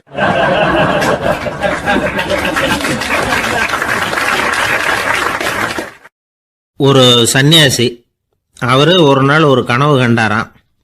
அந்த கனவுல அவர் சொர்க்கத்துக்கு போறார். அங்க ஒரு பெரிய திருவிழா நடந்துகிட்டு இருக்குது. எங்க பார்த்தாலும் அலங்கார வளைவுகள், வண்ணமயமான விளக்குகள், பாதைகள் பூரா மலர்கள், எல்லா கட்டடங்களும் ஒளிமயம். அவ்வளவு கோலாகலமா பிரம்மாண்டமா அந்த திருவிழா நடந்துகிட்டு இருக்குது. அது என்ன திருவிழாங்கிறது இந்த சன்னியாசிக்கு புரியல. அங்க எதிரில் வந்துகிட்டு இருந்த ஒருத்தரை நிறுத்தி, என்ன விசேஷம் இங்க அப்படின்னு விசாரிச்சாராம். உனக்கு தெரியாத விஷயம், இன்னைக்கு இறைவனுக்கு பிறந்த நாள், அதைத்தான் எல்லாரும் சேர்ந்து கொண்டாடுறோம்.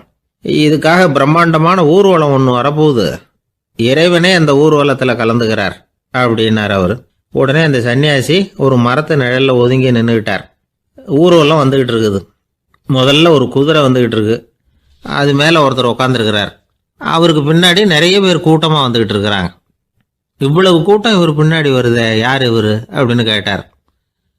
ஒரு மதத்தின் பெயரை சொல்லி, இவர் அந்த மதத்தின் தலைவர், அவரை பின்பற்றுகிற மக்கள் கூட்டம் பின்னாடி வந்துகிட்டு இருக்குது அப்படின்னு விவரம் சொல்லியிருக்கிறாங்க. இவங்களுக்கு அடுத்தபடியா இன்னொரு குதிரையில ஒருத்தர் வந்துகிட்டு இருக்கிறார். அவருக்கு பின்னாடி ஏகப்பட்ட கூட்டம். இவர் யாருங்க அப்படின்னு கேட்டிருக்காரு சன்னியாசி. அங்க இருக்கிறவங்க விவரம் சொல்லியிருக்கிறாங்க. இன்னொரு மதத்தின் பெயரை சொல்லி, இவர் அந்த மதத்தினுடைய தலைவர், அவர் வழியை பின்பற்றுகிறவர்கள் அவர் பின்னாடி கூட்டமா வந்துகிட்டு இருக்கிறாங்க அப்படின்னு இருக்காங்க. இப்படி ஒவ்வொருத்தரா குதிரை மேல வந்துகிட்டே இருக்கிறாங்க. அவங்கள பின்பற்றியும் ஒவ்வொரு கூட்டம் வந்துகிட்டே இருக்குது. அந்த பெரிய ஊர்வலம் அது பாட்டுக்கு போயிட்டு இருக்குது. கடைசியா அது முடிஞ்சது ரொம்ப நேரம் கழிச்சு. அதுக்கப்புறம் கொஞ்ச நேரம் கழிச்சு ஒரு வயசான ஆள் குதிரை மேல வந்துகிட்டு இருக்கிறார். ஆனா அவருக்கு பின்னாடி யாருமே இல்லை. அவர் பரிதாபமா தனியா வந்துகிட்டு இருக்கிறார். அவர் அந்த ஊர்வலத்தை சேர்ந்தவரா இல்லையாங்கிறதே தெரியல. இவர் யாரு, இவர் ஏன் இப்படி தனியா வந்துகிட்டு இருக்கிறார் அப்படின்னு கேட்டிருக்காரு அந்த சன்னியாசி.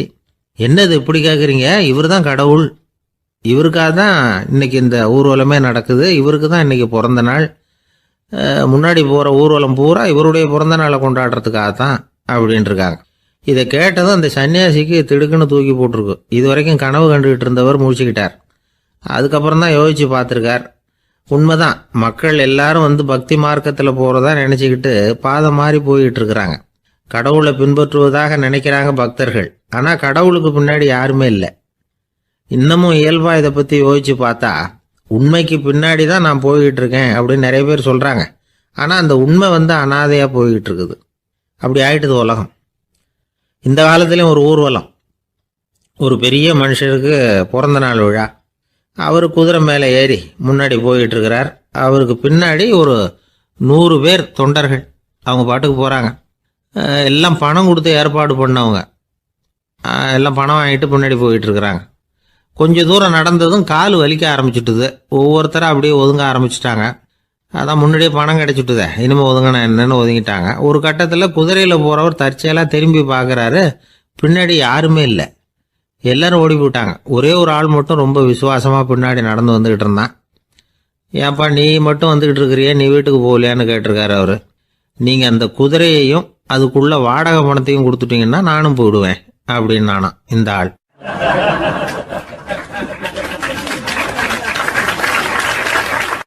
ஒரு ஊரில் ஒரு ஆள் இருந்தான், தையல் கடை வச்சிருந்தான். அவங்கிட்ட ஒருத்தன் ஒரு சட்டை துணி எடுத்து கொடுத்து தைக்க சொல்லியிருந்தான். வர்ற சனிக்கிழமை வா வந்து வாங்கிட்டு போ அப்படின்னு அவன் சொல்லியிருந்தான். அதே மாதிரி இவன் வந்தான். அவன் தச்சு வச்சிருந்த சட்டையை கொடுத்தான். இவன் வாங்கி அங்கேயே போட்டு பார்த்தான். கை நீளம் ஒன்றுக்கு ஒன்று வித்தியாசமாக இருந்தது. வலது கை இடது பக்கத்தை விட நீளம் குறைச்சலாக இருந்தது. அவன் முணுமுணுக்க ஆரம்பிச்சுட்டான், என்ன இது இப்படி தைச்சுட்டியேன்னு. இதுக்கு அவன் சொன்னான், ஐயையோ இதுக்காகவா சங்கடப்படுறீங்க, வலது கையை மட்டும் கொஞ்சம் உள்ள இழுத்தாப்புல வச்சுக்கிட்டீங்கன்னா சரியா போகுது. மற்றபடி அந்த சட்டையில் உள்ள கலை அம்சத்தை கவனிங்க, எவ்வளவு அற்புதமாக தைச்சிருக்கேன் பாருங்க. ஒரு சின்ன குறைய இப்படிலாம் பொருட்படுத்த வேண்டியதில்லை. நான் சொன்னது மாதிரி கையை கொஞ்சம் உள்ள இழுத்தது மாதிரி வச்சுக்கிட்டு நடந்து போங்க, ஜோரா இருக்கும் அப்படின்னா. அவனும் யோசிச்சு பார்த்தான். சரியான யோசனையாக தான் தோணுச்சு. கொஞ்சம் முயற்சி பண்ணி வலது கையை கொஞ்சம் உள்ள இழுத்து சட்டை சரியா இருக்கிறது மாதிரி பண்ணிட்டான். இப்போ மறுபடியும் ஒரு பிரச்சனை.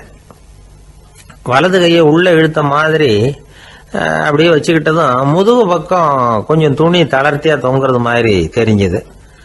என்ன இது முதுகு பக்கம் துணி குவிஞ்சுட்டுதே தொங்குதே அப்படின்னா மறுபடியும், அடடா இதுக்காகவா கவலைப்படுறீங்க, உடம்ப அதுக்கு தகுந்த மாதிரி கொஞ்சம் வளைச்சிக்கிட்டா சரியா போடுது. இதுக்காக அந்த அழகான தையலை பிரித்து அதில் உள்ள கலை அம்சத்தை கெடுக்கிறதுக்கு என் மனசு இடம் தரல. எவ்வளவுக்கு தளர்த்தியா இருக்கோ அவ்வளவுக்கு கொஞ்சம் உடம்ப வளைச்சி அப்படி குனிஞ்சது மாதிரி போங்க போதும் அப்படின்னா. அதுவும் நல்ல யோசனையாக தான் பட்டுது இவனுக்கு. சரின்னு சொல்லிவிட்டு புறப்பட்டான். தெருவில் இறங்கினான். கையை கொஞ்சம் உள்ள இழுத்தான், உடம்ப கொஞ்சம் முன்னால வளைச்சான், சட்டைக்கு தகுந்த மாதிரி உடம்ப பண்ணிக்கிட்டான். மெதுவாக நடந்து போறான். இப்போ எதிரில் இன்னொருத்தன் வரான். இவனை பார்க்கறான். இவன் போட்டிருக்கிற சட்டையை பார்க்கறான். ஆஹா அற்புதம்ங்கிறான். சும்மா சொல்லக்கூடாது, ரொம்ப நல்லா இருக்கு நிச்சயமா. இது இந்த ஊர் மேல தெருவில் இருக்கிற ஒருத்தன் இருக்கானே, அவன் தைச்சதா தான் இருக்கணும் அப்படின்னா. இதை கேட்டதும் அவனுக்கு ஆச்சரியம். எப்படி அவ்வளவு கரெக்டா கண்டுபிடிச்சிங்க அப்படின்னு கேட்டிருக்கான். இதுக்கு அந்த வழிபோகன்னு சொன்னானா, அவன் ரொம்ப கெட்டிக்காரன். உங்களை மாதிரி உடம்பும் கையும் வளைஞ்சு போன ஒரு ஆசாமிக்கு அவனை தவிர வேற யாராலேயும் இவ்வளவு பொருத்தமான ஒரு சட்டையை தைக்க முடியாது அப்படின்னானா. பாருங்க, அவனுக்காக இவன் அனுசரிக்க போய் இவனோட நிலைமை எப்படி ஆயிடுது பாருங்க. இதே மாதிரி தான் சில சடங்குகளும் சம்பிரதாயங்களும் நம்மளை கோமாளி ஆக்கி விட்டுரும். எதுவா இருந்தாலும் அதுல அறிவுபூர்வமான அணுகுமுறை அவசியம். ஒரு நர்ஸ் அவசரமா ஓடி டாக்டர் கிட்ட சொல்லிச்சான், டாக்டர் ஒரு தப்பு நடந்து போச்சு, 10ஆம் நம்பர் பெட்ல இருக்கிற பேஷண்ட்டுக்கு காலில் ஆபரேஷன் பண்றதுக்கு பதிலாக கையில் ஆபரேஷன் பண்ணி விட்டீங்க. கை ஆபரேஷன் பண்ணிக்க வேண்டிய ஆள் 7ஆம் நம்பர் பெட்ல இருக்கார் அப்படின்னு தான். அதுக்கு ஒரு பதட்டப்படாம சொன்னாராம், பரவாயில்ல இவரை தூக்கி 7ஆம் நம்பர் பெட்ல போட்டுரு அப்படின்னாராம்.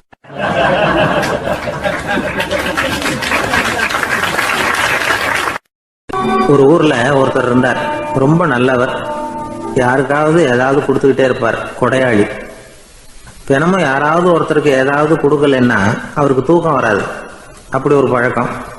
அது மட்டும் இல்லை, அவர் கொடுக்கறது அடுத்தவங்களுக்கு தெரியாது, அவ்வளவு ரகசியமா அதை கொடுப்பார். வலது கை கொடுக்கறது இடது கைக்கு தெரியக்கூடாதுன்னு சொல்லுவாங்கல்ல, அது மாதிரி அவர்.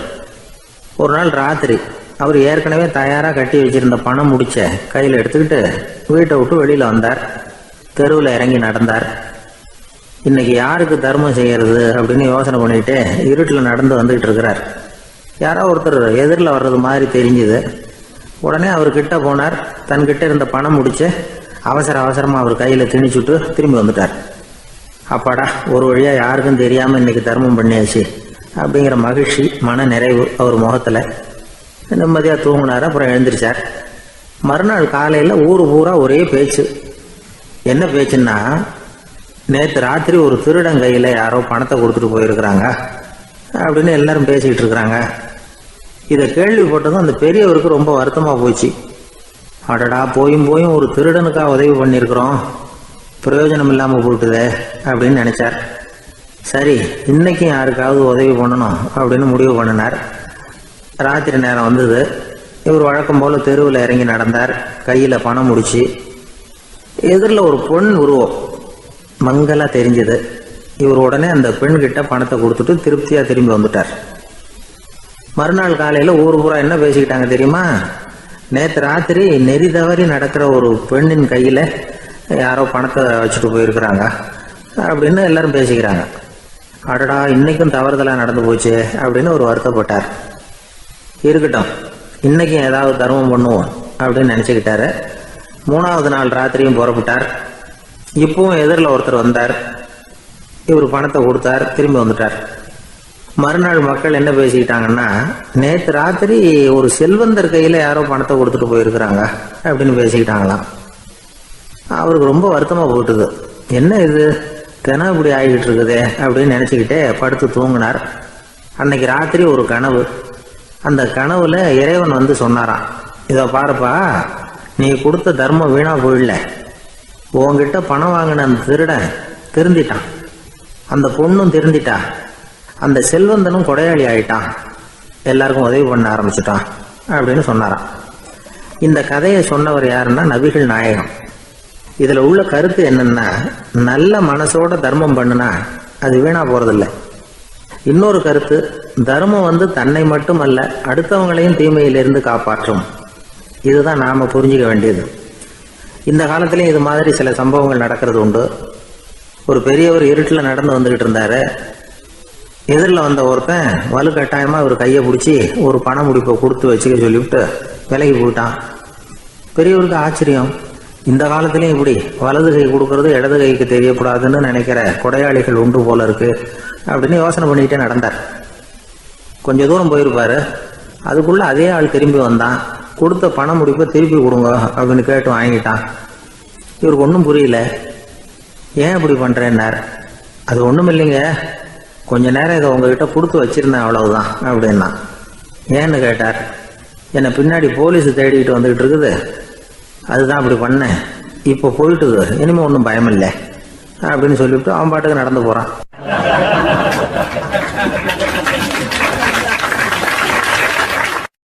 தான் மட்டும் வாழ்ந்தா போதும் அப்படின்னு நினைக்கிறவங்களும் உண்டு. தானும் வாழணும், அடுத்தவங்களும் வாழணும் அப்படின்னு நினைக்கிறவங்களும் உண்டு. முதல்ல சொன்ன வகையை சேர்ந்த மனிதர்கள் எப்படி தெரியுமா? எப்படியாவது தான் மட்டும் வாழ்ந்தால் போதுங்கிற நினைப்பு தான் எப்பவும் அவங்களுக்கு இருக்கும். தங்களுடைய வளர்ச்சிக்கு எது தடையா இருந்தாலும் சரி, யார் தடையா இருந்தாலும் சரி, அதை அழிச்சுட்டு தான் மறுவேலை பார்ப்பாங்க. அவங்க எல்லாம் பாவ காரியங்களுக்கு தயங்குறதே இல்லை. அப்படிப்பட்ட வாழ்க்கை அவங்களுக்கே இடைஞ்சல அமைஞ்சு விடுறது உண்டு. அதை விளக்கறதுக்கு ஒரு கதையும் உண்டு. ஒரு ஊர்ல அப்படிப்பட்ட ஆள் ஒருத்தன் இருந்திருக்கான். நிறைய பாவங்களை செஞ்சவன். அதன் காரணமா நரகப்படுகொழியில விழுந்துட்டான். நரகப்படுகொழிங்கிறது ஒரு பெரிய கிணறு மாதிரி. ஏற்கனவே பாவம் செஞ்சவங்க நிறைய பேர் அதில் விழுந்து கிடக்குறாங்க. உள்ள ஏகப்பட்ட சத்தம், எல்லாம் அந்த பாவாத்மாக்கள் போடுற சத்தம். இப்போ விழுந்தானே, இவனும் சத்தம் போட்டான். இவன் போடுற சத்தம் கொஞ்சம் அதிகமாக கேட்டுது. இந்த கிணத்துக்கு பக்கத்துல புத்தர் உட்கார்ந்துருக்கிறார். அவர் காதில் இவன் போடுற சத்தம் விழுந்தது. உடனே அந்த கிணத்தடிக்கு போனார். குனிஞ்சு பார்த்தார். சாமி என்னை காப்பாத்துங்க அப்படின்னு கத்தனா இவன். புத்தர் அவனை கொஞ்சம் கவனிச்சு பார்த்தார். மனித சமுதாயத்துக்கு அவன் என்னென்ன கெடுதல் பண்ணியிருக்கிறாங்கிற விவரம்லாம் அவர் மனக்கண்ணில் தெரிஞ்சது. அவருக்கு எல்லாம் புரிஞ்சு போச்சு. இருந்தாலும் அவனை காப்பாத்துறதுக்கு ஏதாவது வழி உண்டா அப்படின்னு யோசிச்சார். அவன் தன்னுடைய வாழ்நாளில் ஏதாவது நல்லது செஞ்சிருக்கானா அப்படின்னு பார்த்தார். ஒரே ஒரு சமயம் அவன் தன்னுடைய காலடியில மிதிபட இருந்த சிலந்தியை மிதிக்காமல் தாண்டி போயிருக்கிறான். இந்த ஒரு காரியத்துக்காக அவனை கரையேற்ற முடியுமா அப்படின்னு நினைச்சார். அவ்வளவுதான். உடனே அவர் கையில ஒரு சிலந்தி வந்து உட்கார்ந்துதான். அதுகிட்ட இருந்து நூல் இழை வெளிவர ஆரம்பிச்சது. அந்த நூல் இழை கிணற்று ஆழம் வரைக்கும் அப்படியே நீண்டுகிட்டே போச்சான். புத்தர் பார்த்தார். இந்த நூலை பிடிச்சிக்கிட்டு மேலே ஏறி வா அப்படின்னார். என்னங்க சொல்றீங்க, இந்த சிலந்தி நூல் என்ன தாங்குமான்னு கத்தனான். எல்லாம் தாங்கும், அதை பிடிச்சிக்கிட்டு ஏறி வா அப்படின்னார். சந்தேகத்தோடவே அவன் அந்த நூல் இழைய பிடிச்சி இழுத்து பார்த்தா ரொம்ப வலுவா இருந்தது. அவனுக்கு ஆச்சரியம். அதை பிடிச்சிக்கிட்டே மெதுவா மேலே ஏறி வர ஆரம்பிச்சுட்டான். பாதி தூரம் ஏறி வந்திருப்பான். அப்போ அவன் காலுக்கு கீழே ஏதோ சத்தம். என்னன்னு குனிஞ்சு பார்க்கறான். கீழே கிடந்தவங்க சில பேரும் அந்த நூலை பிடிச்சி மேலே வந்துகிட்டு இருக்கிறாங்க. இவனுக்கு கோபம் வந்துட்டுது. தன்னுடைய இடுப்புல வச்சிருந்த கத்தியை எடுத்து தன்னுடைய காலுக்கு கீழே நூல் இழையை அப்படியே வெட்டி விட்டுட்டான். இனிமே நாம மட்டும்தான் மேலே ஏறி வந்துடணும் அப்படின்னு நினைச்சுக்கிட்டான். ஆனா நடந்தது என்ன தெரியுமா? மொத்த நூல் இழையும் அப்படியே அருந்து கீழே விழுந்துட்டுது. அவனும் பொத்துன்னு கீழே விழுந்துட்டான். மறுபடியும் கத்த ஆரம்பிச்சுட்டான். ஏற்கனவே அவன் செஞ்சிருந்த ஒரு சிறு கருணை அந்த நூல் இழைக்கு உறுதியை கொடுத்தது. இப்போ அவன் செஞ்ச பாவம் அந்த நூல் இழைய வலுவிழக்க செஞ்சுட்டுது. அடுத்தவங்களும் வாழணுங்கிற எண்ணம் அவனுக்கு இருந்திருந்தா இப்போ அவனும் கரையேறி வந்திருப்பான், மற்றவங்களும் சௌக்கியமா வந்து சேர்ந்திருப்பாங்க. அதனால நாமும் வாழணும், அடுத்தவங்களும் வாழணும் அப்படின்னு நினைக்கிறவன் வாழ்க்கையில சீக்கிரம் முன்னுக்கு வந்துடுவான். ஒருத்தன் ஒரு டாக்டர் கிட்ட போனான், மருந்து வாங்கினான், வாங்கி கொண்டாந்து பேசாம வச்சுட்டான், சாப்பிடல. அப்புறம் எதுக்காகப்பா போய் அவர்கிட்ட மருந்து வாங்கினேன் அப்படின்னு கேட்டாங்க. டாக்டர் வாழணும் இல்லையா, அதனாலதான் அப்படின்னா. அவர் கொடுத்த மருந்து நீ ஏன் சாப்பிடல அப்புறம் அப்படின்னு கேட்டாங்க.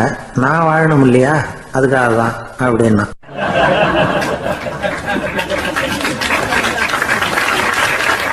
அவர் ஒரு பெரிய குடும்பத்துல பிறந்தவர். இருக்கிற சொத்துக்கள் எல்லாத்தையும் வாரி வழங்கி விட்டு காட்டுக்கு புறப்பட்டார் தவம் செய்யறதுக்காக. இருந்தது ஊராவும் கொடுத்துட்டார். இனிமே எதுவுமே இல்லை கொடுக்கறதுக்கு. அப்போ கடைசியா ஒருத்தன் வந்து கையை நீட்டினானா, ஐயா ஏதாவது கொடுங்கன்னு இருக்கான்.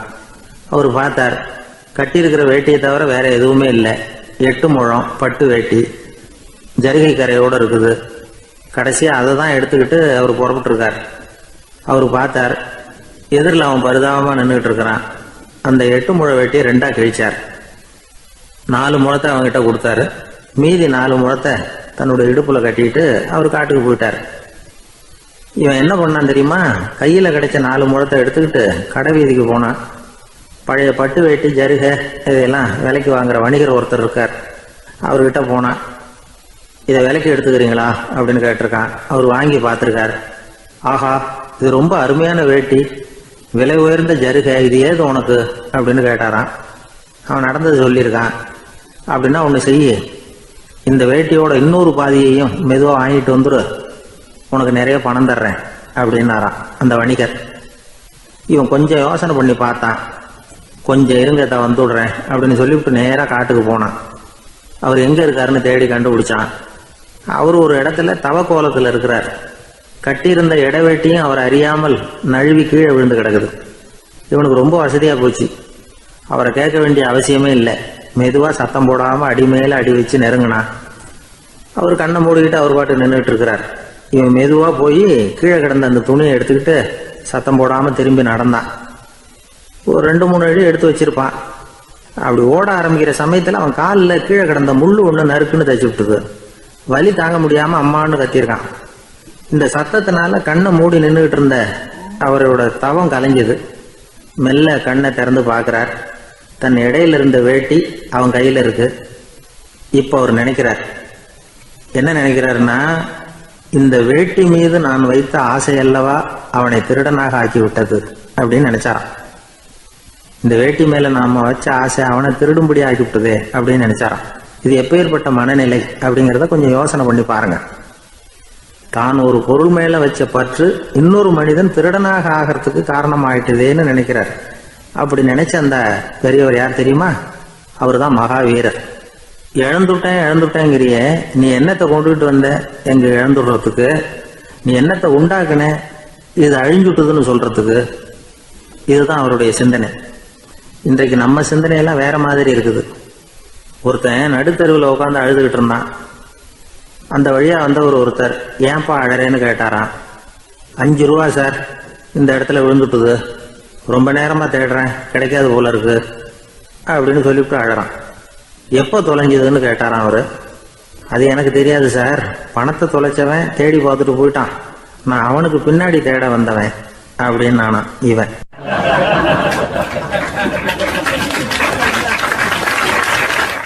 ஒரு ஊர்ல ஒரு ஆள் இருந்தான். அவன் ஒரு நாள் கோயிலுக்கு போனான். கடவுள்கிட்ட வேண்டிக்கிட்டான், எனக்கு ஒரு 1,00,000 ரூபா நீ கொடுத்தா நான் உன் சன்னதியில் ஒரு தேங்காய் உடைக்கிறேன் அப்படின்னு வேண்டிக்கிட்டான். கடவுள் பார்த்தார். உடனே அவன் கண் முன்னாடி தோன்றினார். இந்தா நீ கேட்ட 1,00,000 ரூபாய் அப்படின்னு சொல்லி அவன் கையில் பணத்தை கொடுத்துட்டு மறைஞ்சிட்டார். இவனால் நம்பவே முடியல. இவ்வளவு சுலபமாக கிடைக்கும்னு தெரிஞ்சிருந்தா அனாவசியமாக ஒரு தேங்காய் உடைக்கிறேன்னு வேண்டியிருக்க வேண்டியது இல்லையே அப்படின்னு நினச்சான். இருந்தாலும் வேண்டுதலை நிறைவேற்ற வேண்டியது கடமை. அதுக்காக என்ன பண்ணால், பக்கத்தில் ஒரு கடைக்கு போனான். ஒரு தேங்காயை கையில் எடுத்தான். இது என்ன விலைன்னு கேட்டான். 5 ரூபான்னார் கடையில் இருந்தவர். அதிகமாக இருக்குதே விலைன்னா. அப்படின்னா ஒன்று செய்யுங்க, அடுத்த ஊருக்கு போங்க, அங்கே தென்னந்தோப்பு அதிகம், அதனால் அங்கே இதை விட குறைஞ்ச விலைக்கு கிடைக்கும் அப்படின்னார். சரின்னு அடுத்த ஊருக்கு கிளம்புனான். அங்கே போய் விசாரித்தான். ஒரு தேங்காய் 3 ரூபாய் விலைன்னாங்க. இதுவும் அதிகமாக தெரியுதேன்னா. அப்படின்னா ஒன்று செய்ய, அதுவும் அந்த ஆற்று ஓரமாக ஒரு தென்னை மரம் இருக்கு பார், அதில் நீயே ஏறி பறிச்சுக்கோ, ஒரு தேங்காய்க்கு 1 ரூபா கொடுத்தா போதும் அப்படின்னார் அந்த தோப்புக்கு சொந்தக்காரரு. இவனுக்கு மரம் ஏற தெரியாது, இருந்தாலும் ஆசை யாரை விட்டுது, விலை சல்லிசாக இருக்குதே. ஆற்று ஓரம் போனால் தட்டு தடுமாறி அந்த மரத்தில் ஏறினா அந்த தென்னை மரம் வளைஞ்சி ஆற்று பக்கம் போய் அப்புறம் நிமிர்ந்து இருந்தது. அதாவது மரத்தின் உச்சி சரியாக ஆற்றுக்கு நடுவில் இருந்தது. ஆற்றுல வெள்ளம் கரபுரண்டு ஓடிக்கிட்டு இருக்கு. இவன் கடவுள் கொடுத்த 1 லட்சம் ரூபாயை மடியில் வச்சு இறுக்கி கட்டிக்கிட்டான். உச்சிக்கு போய் காய் பறிக்கிற சமயத்தில் காற்றும் மழையும் பலமாக கலந்து அடிக்க ஆரம்பிச்சுட்டுது. கால் வழுக்கி விட்டுட்டுது. இவன் சடார்னு ஒரு தென்னை மட்டையை பிடிச்சிக்கிட்டு தொங்க ஆரம்பிச்சிட்டான். கீழே பயங்கரமான வெள்ளம், மடியில் 1 லட்சம் ரூபா பணம், என்ன செய்கிறதுன்னு தவிக்கிறான். இந்த சமயம் கரையில் ஒரு யானை பாகன் யானையை குளிப்பாட்டிக்கிட்டு இருக்கிறான். அது அவன் கண்ணில் பட்டது. ஐயா ஒரு உதவின்னு கத்துனான். அவன் என்ன செய்யணும்னு கேட்டான். உன் யானையை மெதுவாக இங்கே அழைச்சிட்டு வா, எனக்கு நேராக கீழே நிறுத்து, என் காலை பிடிச்சி மெதுவாக கீழே இறக்கி விட்டுரு, என் மடியில் இருக்கிற பணத்தில் உனக்கு 10,000 ரூபா தரேன் அப்படின்னா. அவன் பார்த்தான். காலை கையை பிடிச்சா கூட எவனும் இந்த காலத்தில் 10 ரூபாய்க்கு மேலே தரமாட்டேங்கிறான், இவன் காலை பிடிச்சா 10,000 தர்றேங்கிறான் அப்படின்னு யோசனை பண்ணால் உடனே யானையை கொண்டுட்டு போனான். அவனுக்கு நேராக கீழே நிறுத்தினான். அவன் காலை பிடிச்சான். அவ்வளவுதான். அந்த நேரம் பார்த்து யானை மெதுவாக நடந்து அப்பால் போட்டுது. இப்போ யானை பாகன் அவன் காலை கெட்டியாக பிடிச்சிக்கிட்டு தூங்குறான். பரிதாபமாக மேலே பார்க்குறான். அவன் மட்டையை பிடிச்சிக்கிட்டு தூங்குறான். இப்போ யானை பாகன் சொல்கிறான், தம்பி மட்டையை விட்டுறாத, கெட்டியாக பிடிச்சிக்கோ, நான் உனக்கு 10,000 ரூபா தரேன், இதோ மடியில் தான் வச்சுருக்கேன்னா. மேலே தொங்குறவனுக்கு இந்த நிலைமையிலேயும் ஒரு சந்தோஷம், மேற்கொண்டு ஒரு 10,000 ரூபா நமக்கு கிடைக்கும் போல இருக்கே அப்படின்னு. இந்த சமயத்தில் ஒருத்தன் ஒட்டகத்தை ஓட்டிகிட்டு வந்தான் அந்த பக்கமாக குளிப்பாட்டுறதுக்கு. யானை பாகம் பார்த்துட்டான். ஐயா ஒட்டகக்காரரே, அதை இங்கே கொண்டுட்டு வா, எங்கள் காலை பிடிச்சி பத்திரமா இறக்கி விடு, நாங்கள் பணம் கொடுக்குறோம்னா. அவனும் பணத்துக்கு ஆசைப்பட்டு வந்தான். அவன் காலை பிடிக்கிற சமயம் ஒட்டகமும் நழுவி போட்டுது. இப்போ 3 பேருமே வரிசையாக தொங்குறாங்க. ஒட்டகக்காரன் கத்துறான், தம்பி மட்டையை விட்டுறாத, கெட்டியாக பிடிச்சிக்கோ, நான் என் மடியில் இருக்கிற 5,000 உனக்கு தந்துடுறேன்னா. மேலே தொங்குறவனுக்கு இன்னமும் சந்தோஷம், இவனும் பணம் தர்றேங்கிறான் அப்படின்னா இன்றைக்கி நமக்கு மொத்த பண வரவு எவ்வளவு அப்படின்னு ஒவ்வொன்றா கூட்டி பார்க்க ஆரம்பித்தான். மனக்கணக்கு சரியாக வரல. அதனால் அப்படியே விரலை விட்டு எண்ண ஆரம்பித்தான். அவ்வளவுதான். மட்டையை விட்டுட்டு கை நழுவி வந்துட்டுது. 3 பேரும் பொத்துன்னு ஆற்றுல விழுந்தாங்க. படாத பாடுபட்டு தட்டு தடுமாறி கரைக்கு வந்து சேர்ந்தாங்க. 3 பேர் மடியில் இருந்த பணமும் ஆற்றோட போட்டுது. பேராசை பெருநஷ்டம் அப்படின்னு ஒரு பழமொழி இருக்குல்ல, அதை விளக்கறதுக்காக சொல்லப்பட்ட கதை இது. இந்த காலத்தில் ஒருத்தர் ஒரு நீச்சல் குளத்தில் நீச்சல் அடிச்சுக்கிட்டு இருக்கிறார். காவலுக்கு இருந்தவர் அதை கவனிச்சுட்டார். கரையிலேருந்து சத்தம் போட்டாராம், இதோ பாருங்க, இங்கே ராத்திரி 8 மணிக்கு மேலே நீச்சல் அடிக்கிறது சட்டப்படி குற்றம், அதுக்கு அனுமதி கிடையாது, தெரியாதா உங்களுக்கு அப்படின்னாராம். இதுக்கு அவர், ஐயையோ நான் நீச்சல் அடிக்க வந்தவன் இல்லைங்க, சும்மா சுற்றி பார்க்க வந்தவன், தடுமாறி குளத்தில் விழுந்துட்டேன், நீச்சல் தெரியாது, அதனால் தத்தளிச்சுக்கிட்டு இருக்கிறேன் அப்படின்னு கத்துனாராம்.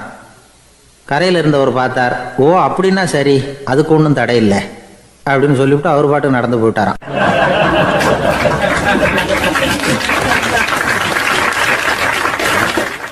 நம்மளை மாதிரி ஒரு ஆசாமி அவன் நம்மளை மாதிரியே கற்பனை பண்ணான். அதாவது நாம தான் இந்த உலகத்துல ரொம்பவும் கஷ்டப்படுறோம், மற்றவங்க எல்லாம் சந்தோஷமா இருக்கிறாங்க அப்படின்னு அவன் நினைச்சுக்கிட்டான். அவன் ஒரு நாள் கடவுளை வேண்டிக்கிட்டானான், சுவாமி இந்த உலகத்துல எவ்வளவோ பேர் இருக்கிறாங்க, ஒவ்வொருத்தருக்கும் ஒவ்வொரு விதமான கஷ்டம் இருக்கலாம், ஒத்துக்கிறேன், இருந்தாலும் எனக்கு அது கொஞ்சம் அதிகமா இருக்கிறது மாதிரி தெரியுது, அதனால நீங்க எனக்காக ஒரு சின்ன உதவி செஞ்சா போதும். அது வேற ஒண்ணும் இல்லை, என்கிட்ட இருக்கிற துயரங்களை இன்னொருத்தர் யாருக்கிட்டையாவது கொடுத்துருங்க, அவர்கிட்ட இருக்கிற துயரங்களை என்கிட்ட மாத்தி கொடுத்துருங்க, ஒரு மியூச்சுவல் டிரான்ஸ்ஃபர், அவ்வளவுதான், அப்படி பண்ணிவிட்டா போதும் அப்படின்னு வேண்டிக்கிட்டானான். அன்னைக்கு ராத்திரியே அவன் ஒரு கனவு கண்டிருக்கான். வானத்திலிருந்து ஒரு குரல் கேட்டிருக்கு. அது என்ன சொல்லிச்சு தெரியுமா? ஏ ஜனங்களே, எல்லாரும் அவங்கவங்க கஷ்டங்களை ஒரு பையில போட்டு எடுத்துக்குங்க. அப்படி எடுத்துக்கிட்டு நேரா இந்த ஊர் எல்லையில இருக்கிற கோயிலுக்கு வந்து சேருங்க அப்படின்னு அந்த குரல். ஆஹா, கடவுள் நம்ம பிரார்த்தனைக்கு செவி சாய்ச்சுட்டார் அப்படின்னு சந்தோஷப்பட்டான் இவன். உடனே என்ன பண்ணா, தன்கிட்ட இருந்த கஷ்டத்தையெல்லாம் ஒரு சாக்கு பையில போட்டு எடுத்துக்கிட்டான். வீட்டை விட்டு வெளியில வந்தான். தெருவில் இறங்கி நடக்கிறான். அங்க பார்த்தா ஏகப்பட்ட பேர் ஆளுக்கு ஒரு பைய தூக்கிக்கிட்டு கோயிலுக்கு போயிட்டு இருக்கிறாங்க. சில பேர் மூட்டையா கட்டி தலையில சுமந்துக்கிட்டு போயிட்டு இருக்கிறாங்க. இவன் பார்த்தான். இவனுக்கு ரொம்ப ஆச்சரியமா இருந்தது. ஏன்னா எல்லாரும் வச்சிருக்கிற பைய இவன் பைய விட பெருசா இருந்தது. இவன் பை தான் இருக்கிறதுலயே கொஞ்சம் சின்னதா தெரிஞ்சது. இப்ப அவன் மறுபடியும் சாமியை வேண்டிக்கிட்டான். கடவுளே, இப்ப உள்ள சூழ்நிலையை கவனிச்சா என்கிட்ட இருக்கிற பைய பரவாயில்லன்னு தோணுது. அதனால வேற பை எதையும் மாத்த வேணாம், இதுவே பரவாயில்ல, இந்த பையோட திரும்பி வீட்டுக்கு போனா போதும்னு நினைக்கிறேன் அப்படின்னு ஏதோ நினைக்க ஆரம்பிச்சுட்டான் அவன். எல்லாரும் கோயிலுக்கு போய் சேர்ந்தாங்க. கோயில்ல அந்த குரல் மறுபடியும் கேட்டுது. எல்லாரும் அவங்கவுங்க பைகளை சோகத்துல தொங்க விடுங்க. திடீர்னு விளக்குகள் அணையும், மணி அடிக்கப்படும், அதுதான் அடையாளம். அந்த சமயத்துல இருட்டுல உங்களுக்கு வேண்டிய பைய நீங்க வந்து மாத்தி எடுத்துக்கலாம், தேர்ந்தெடுத்துக்கலாம். வெளிச்சம் இருக்கிறப்பவே உங்களுக்கு பிடிச்ச பைக்கு பக்கமா பார்த்து நீங்க நின்னுக்கலாம் அப்படின்னு சொல்லி விவரம் சொல்லிச்சான் அந்த குரல். அப்படி சொன்னதுக்கு அப்புறம் திடீர்னு விளக்கு அணைஞ்சுது, மணி அடிச்சுது. கொஞ்ச நேரம் கழிச்சு மறுபடியும் விளக்குகள்லாம் எரிஞ்சுது. இப்போ பார்த்தா எல்லாரும் அவங்கவுங்க பையையே கெட்டியா பிடிச்சிட்டு நிக்கிறாங்க. இவனும் அப்படியே நிக்கிறான். இவன் மெதுவா பக்கத்துல நிக்கிறவங்கிட்ட கேட்டானா, ஏன் நீங்க பைய கையிலேயே வச்சிருக்கிறீங்க, செவுத்துல மாட்டலையா அப்படின்னு கேட்டிருக்கான். இல்லப்பா, நீ ஏன் கையிலேயே வச்சிருக்கிறியோ அதே காரணத்துக்காக தான் நாங்களும் வச்சிருக்கிறோம். நம்ம கவலைகளை பத்தி நமக்கு ஓரளவுக்காவது தெரியும். ஆனா மற்றவங்க கவலைகள் வந்து நமக்கு வந்து பரிச்சயம் இல்லாதவை, பழக்கம் இல்லாதது. அதனால வந்து நமக்கு தெரிஞ்ச கவலைகளை சமாளிக்கிறது சுலபம். தெரியாததை சமாளிக்கணும்னா மறுபடியும் ஆரம்பத்தில இருந்து ஆரம்பிக்கணும். அதனால பழைய நண்பர்களோட வாழறது தான் மேல் அப்படின்னு நானான். அதுக்கப்புறம் அவன் தன்னோட பைய போதும்னு வீட்டுக்கு திரும்பி வந்துட்டானான். இது ஒரு பெரியவர் சொல்லி இருக்கிற கதை. அதனால நம்ம கிட்ட இருக்கிற கஷ்டங்கள் தான் பெருசு, அதை இன்னொருத்தங்கிட்ட கொடுத்துட்டு மாத்திக்கலாம் அப்படின்னு நினைக்கிறது தப்பு. இதே மாதிரி இன்னொரு சம்பவம். ஒரு ஊர்ல ஒரு நாள் ராத்திரி ஆகாயத்தில இருந்து கடவுள் குரல் கேக்குது. இந்த ஊர்ல இருக்கிற ஜனங்கள்லாம் கொஞ்சம் கவனிங்க, உங்களுக்கு ஒரு செய்தி. அதாவது இங்க இருக்கிற ஜனங்கள்லயே கொஞ்சம் கூட கவலையே இல்லாத ஆள் யாருன்னு எனக்கு தெரியணும். அதனால எல்லாரும் அவங்க கவலைகளை ஒரு பையில போட்டு எடுத்துக்கிட்டு கோயிலுக்கு வாங்க அப்படின்னாரு கடவுள். உடனே வரிசையா எல்லாரும் வர ஆரம்பிச்சாங்க. எல்லார் கையிலயும் பை இருந்தது, சின்னதும் பெருசுமா. கவலையே இல்லாத ஆள் யாருன்னு தேடினார் கடவுள். ஒரே ஒரு ஆள் மட்டும் கையில எதுவும் இல்லாம வெறும் கையை வீசிக்கிட்டு ரொம்ப ஜாலியா நடந்து வந்துகிட்டு இருந்தான். கடவுள் அவங்ககிட்ட போனார். ஏன்பா, உனக்கு கவலையே இல்லையா அப்படின்னு கேட்டார். எனக்கும் சில கவலைகள்லாம் உண்டு அப்படின்னு அவன். எங்க அதெல்லாம்னு கேட்டிருக்காரு கடவுள். பின்னாடி லாரியில வந்துகிட்டு இருக்கு அப்படின்னு அவன்.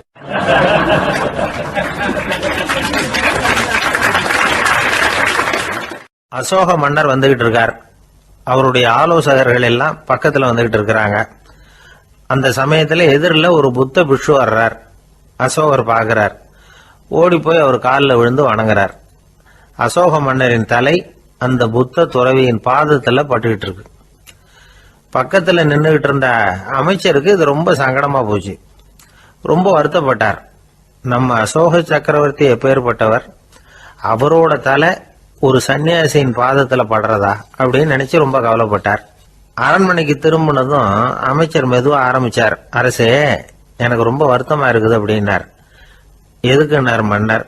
அசோக சக்கரவர்த்தியின் தலை, அதாவது அந்த சிரம் ரொம்ப மதிப்புமிக்க ஒன்று. அது ஒரு சன்னியாசியின் காலில் படலாமா அப்படின்னார். அசோகர் பதில் சொல்லல, சிரிச்சார், போயிட்டார். அதுக்கப்புறம் ஒரு சரியான சந்தர்ப்பத்துக்காக காத்துக்கிட்டு இருந்தார். ஒரு நாள் அமைச்சரை கூப்பிட்டார். எனக்கு 3 தலைகள் வேணும் அப்படின்னார். சொல்லுங்க, கொண்டுகிட்டு வரேன் அப்படின்னார் அமைச்சர். அசோகர் சொன்னார், முதல்ல எனக்கு தேவையானது ஒரு ஆட்டின் தலை, 2வது ஒரு புலியின் தலை, 3வது ஒரு மனிதனின் தலை. இதுதான் அசோகர் கேட்டது. எங்க இருந்தாலும் கொண்டு வாங்கன்னார். அமைச்சர் புறப்பட்டார். ஆட்டுத்தலை, புலித்தலை கிடைச்சிட்டுது. அப்புறமா ஒரு சுடுகாட்டுக்கு போய் ஒரு மனித தலையும் சேகரம் பண்ணிட்டு ராஜா கிட்ட வந்துட்டார். அரசே, உங்கள் ஆணைப்படி 3 தலைகளையும் கொண்டு வந்திருக்கிறேன்னார். அசோகர் பார்த்தார். ரொம்ப நல்லது, இப்ப இது 3ஐயும் எடுத்துக்கிட்டு போய் சந்தையில வித்துட்டு வாங்க அப்படின்னார். அமைச்சர் அதுகளை எடுத்துக்கிட்டு சந்தைக்கு போனார். முதல்ல ஆட்டுத்தலை நல்ல விலைக்கு வித்து போச்சு. நல்ல விலை கொடுத்து வாங்கிட்டு போட்டாங்க. அடுத்தபடியா புலி தலைய ஒருத்தர் வாங்கிட்டார். அதை பாடம் பண்ணி வீட்டில் மாட்டி வைக்கலாமே அப்படின்னு நினைச்சு அதையும் வாங்கிட்டு போட்டார். மனித தலையை மட்டும் வாங்கறதுக்கு யாரும் முன் வரல. எல்லாரும் அதை பார்த்துட்டு விலகி போக ஆரம்பிச்சாங்க. அமைச்சர் திரும்பி வந்தார். அரசே, இந்த தலையை மட்டும் யாரும் வாங்க மாட்டேங்கிறாங்க அப்படின்னார். சரி, பரவாயில்ல, இதை இலவசமாவே எனாமாவே யாருக்கிட்டையாவது கொடுத்துட்டு வந்துருங்க அப்படின்னார். அமைச்சர் மறுபடியும் சந்தைக்கு போனார். இதை இலவசமா தரேன், இதை வாங்கிக்கோங்க அப்படின்னார். அப்பவும் அதை யாரும் வாங்கிக்கிறதுக்கு தயாரா இல்லை. மறுபடியும் திரும்பி வந்து மன்னர்கிட்ட விவரத்தை சொன்னார். இப்போ மன்னர் சொல்றார், அமைச்சரே, உயிர் இருக்கிற வரைக்கும் தான் இந்த தலைக்கு மதிப்பு. ஜீவன் போனதுக்கு அப்புறம் அதோட மதிப்பும் போயிடுது. அதனால மதிப்பு இருக்கும் பொழுதே பெரியவர்கள் பாதம் பணிந்து அந்த புனிதத்தை பெற்றுக்கொள்ளணும் அப்படின்னார். பணிவுங்கிறது வேற, அடிமைத்தனம்ங்கிறது வேற. பெரியவர்களை பணிவது நமக்கு பெருமை தரக்கூடிய விஷயம். இதை மனசுல வச்சுக்கிட்டு எப்போ காலில் விழணும், எப்போ காலில் விழக்கூடாது அப்படிங்கிறத முடிவு பண்ணிக்கணும். ஒரு சாதாரண ஆள் நடந்து வந்துகிட்டு இருந்தார். எதிரில் வந்த ஒரு பெரிய மனுஷன் ஓடி போய் அவர் காலில் விழுந்து தன்னுடைய தலையை அவர் பாதத்தில் கொண்டு போய் வச்சார். கொஞ்ச நேரம் கழிச்சு எழுந்திரிச்சு வந்துட்டார். வந்த பிறகு இவரை கேட்டேன், ஏன் திடீர்னு ஓடி போய் அந்த ஆளு காலில் விழுந்தீங்க அப்படின்னு. அவர் போட்டிருக்கிறது என்னோட காணாம போன செருப்பான்னு கண்டுபிடிக்கிறதுக்காக அப்படி விழுந்தேன் அப்படின்னார்.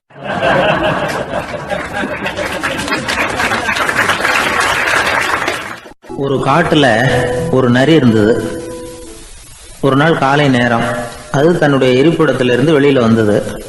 கொஞ்ச தூரம் நடந்து வந்தது. அப்பதான் அது தன்னோட நிழலை கவனிச்சு பார்த்தது. பார்த்தா அது ரொம்ப நீளமா பெருசா இருக்குது. காலை நேரத்துல நிழல் அப்படித்தானே இருக்கும். ஆனா அந்த நரிக்கு அந்த விஷயம் தெரியல. தன்னுடைய நீண்ட பெரிய நிழலை பார்த்து ஆச்சரியப்பட்டது. ஆஹா, நாம இவ்வளவு பெருசாவா இருக்கிறோம் அப்படின்னா என்னுடைய காலை சாப்பாட்டுக்கு ஒரு யானை இல்லைன்னா ஒரு ஒட்டகம் கிடைச்சாதான் சரியா இருக்கும் போல இருக்கு அப்படின்னு முடிவு பண்ணிட்டுது.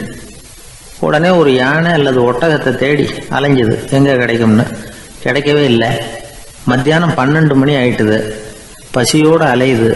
இப்ப தன்னோட நிழலை பார்த்தது. அது மத்தியான நிழல் எப்படி இருக்கும், அது ரொம்பவும் குறுகி போய் தெரிஞ்சது. உடனே அந்த நரி என்ன நினைச்சுக்கிட்டு தான் தெரியுமா, காலை ஆகாரம் சாப்பிடாததுனால நம்ம உடம்பு இப்படி அழிச்சு போட்டுதே அப்படின்னு நினைச்சுக்கிட்டு தான். கொஞ்ச நேரம் கழிச்சு மறுபடியும் தன்னுடைய நிழலை பார்க்குது. அது இன்னமும் குறுகி போய் காலடியிலேயே வந்துட்டுது. அதுக்கு பயமா போயிடுது. ஐயோ, இன்னும் கொஞ்ச நேரத்துல நாம இறந்துருவோம் போல இருக்க. இப்ப என்ன செய்யறது? இந்த சமயத்துல ஒரு எறும்பு கிடைச்சா கூட போதும், அதை நம்ம காலை ஆகாரமா நினைச்சு சாப்பிட்டுள்ளாமே அப்படின்னு நினைச்சுதான். நம்முடைய நிழல் கூட நம்மள மாதிரியே தான் அடிக்கடி மாறிக்கிட்டே தான் இருக்குது. அது எப்பவும் ஒரே மாதிரி இருக்கிறது இல்ல. மனிதனுக்கு ஏற்படுகிற தன்முனைப்பு இருக்கு பாருங்க, ஈகோ, அது கூட ஒரு நிழல் மாதிரி தானா. அப்படி நினைக்க ஆரம்பிச்சுட்டா அதனால ஏதும் பிரச்சனை வராதான். தன்முனைப்பை நிழல் போலவே ஏற்றுக்கொள்ளுங்கள் அப்படிங்கிறது பெரியவங்க கருத்து. ஒரு காரியத்தை வெற்றிகரமா நல்ல விதமா செஞ்சு முடிக்கிறோம்னு வச்சுக்கோங்க, அந்த சமயத்துல ஒரு வித நுட்பமான தற்பெருமை நமக்குள்ள உண்டாகுது.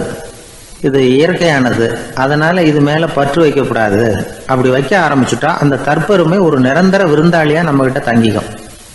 நம்ம நிழல் எப்படின்னு பாருங்க, நாம நடக்கும் பொழுது நம்ம பின்னாடியே வரும். தன்முனைப்பையும் அப்படியே நினைச்சுக்குங்க. நிழல் யாருக்கும் எந்த பிரச்சனையையும் உண்டாக்குறது இல்லை. ஆனா அந்த நிழலை கண்டே நாம பயப்பட ஆரம்பிச்சுட்டா நாம எதுலையும் வெற்றி காண முடியாது. நிழலோட சண்டை போடக்கூடாது. அது மாதிரி தன்முனைப்போடவும் நாம சண்டை போட வேண்டியதில்லை. இல்லாத ஒன்றோடு சண்டை போடுறது எப்படின்னா, அது இருட்டோட சண்டை போடுறது மாதிரி. நாம நிழல் கிடையாது, நம்ம கிட்ட இருக்கிற தன்முனைப்பு ஒரு நிழல்.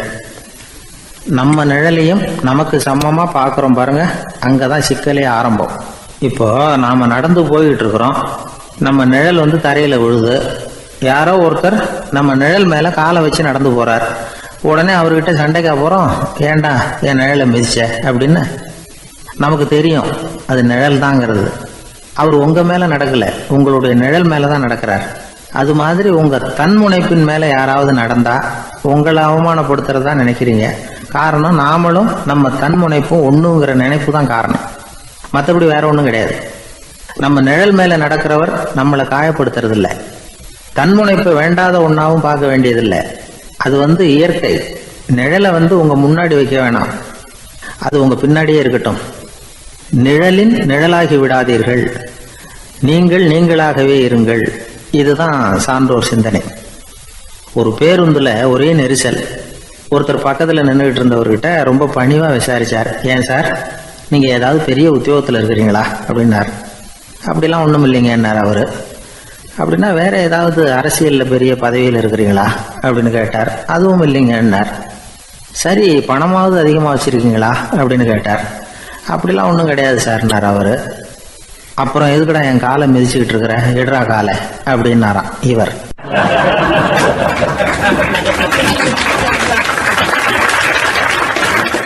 ஒரு ஊர்ல ஒரு பெரியவர் இருந்தார். அவர் ஒரு குரு. அவர் தொடர்ந்து தியான கூட்டங்கள் நடத்துவார். அந்த கூட்டத்துல கலந்துக்கிறதுக்காக பல ஊர்கள்ல இருந்து சீடர்கள் நிறைய பேர் வருவாங்க போவாங்க. ஒரு நாள் அங்க கூட்டம் நடந்துகிட்டு இருக்குது. அந்த சமயத்துல சீடர்கள்ல ஒருத்தன் என்னத்தையே திருடி விட்டான். மற்ற சீடர்கள் அதை கவனிச்சுட்டாங்க. இவன் ஆப்பிட்டுக்கிட்டான். கூட்டம் முடிஞ்ச பிற்பாடு இவன் திருடின விஷயத்த அந்த பெரியவர்கிட்ட போய் சொன்னாங்களாம். அவர் கவனத்துக்கு கொண்டுகிட்டு போனாங்க. ஆனால் அவர் இதை காதிலே போட்டுக்கல, கண்டுக்கவே இல்லை. போய் சொன்ன சீடர்களுக்கெல்லாம் ஏமாத்தமாக போயிட்டுது. என்ன இது, இவ்வளவு தூரம் நாம் கண்டுபிடிச்சி போய் சொல்கிறோம், அவர் கண்டுக்கவே மாட்டேங்கிறாரே அப்படின்னு ஒரு மாதிரி ஆயிட்டாங்க. இருந்தாலும் அதை பற்றி ஒன்றுமே சொல்லிக்கல, பேசாமல் இருந்துட்டாங்க. கொஞ்ச நாள் ஆச்சு. அதே ஆள் மறுபடியும் ஒரு திருட்டில் மாட்டிக்கிட்டான். சீடர்கள் மறுபடியும் அந்த குரு கிட்ட விஷயத்த சொன்னாங்க.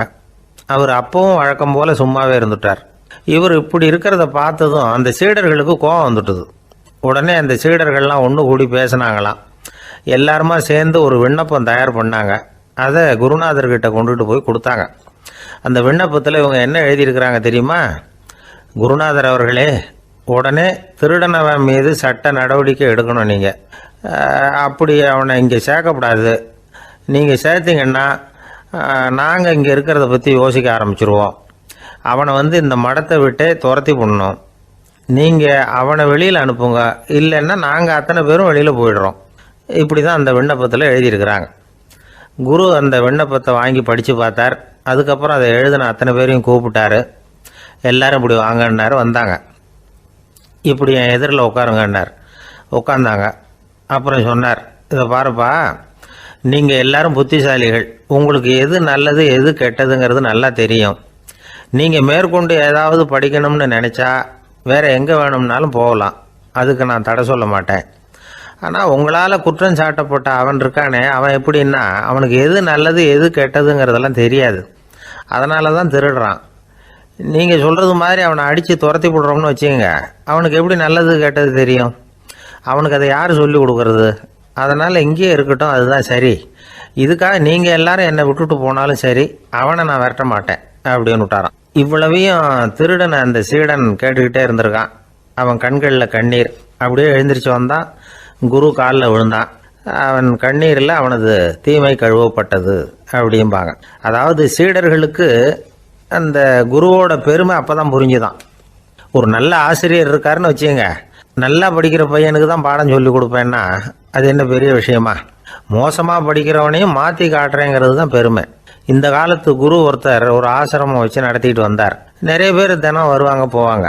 ஒரு நாள் ஒருத்தன் வந்தான். அந்த குரு முன்னாடி போய் நின்னான். ஐயா, என்ன உங்கள் சீடனா ஏற்றுக்கணும்னா. அந்த குரு நிமிர்ந்து பார்த்தார். உன்னுடைய நோக்கம் என்னன்னு கேட்டார்.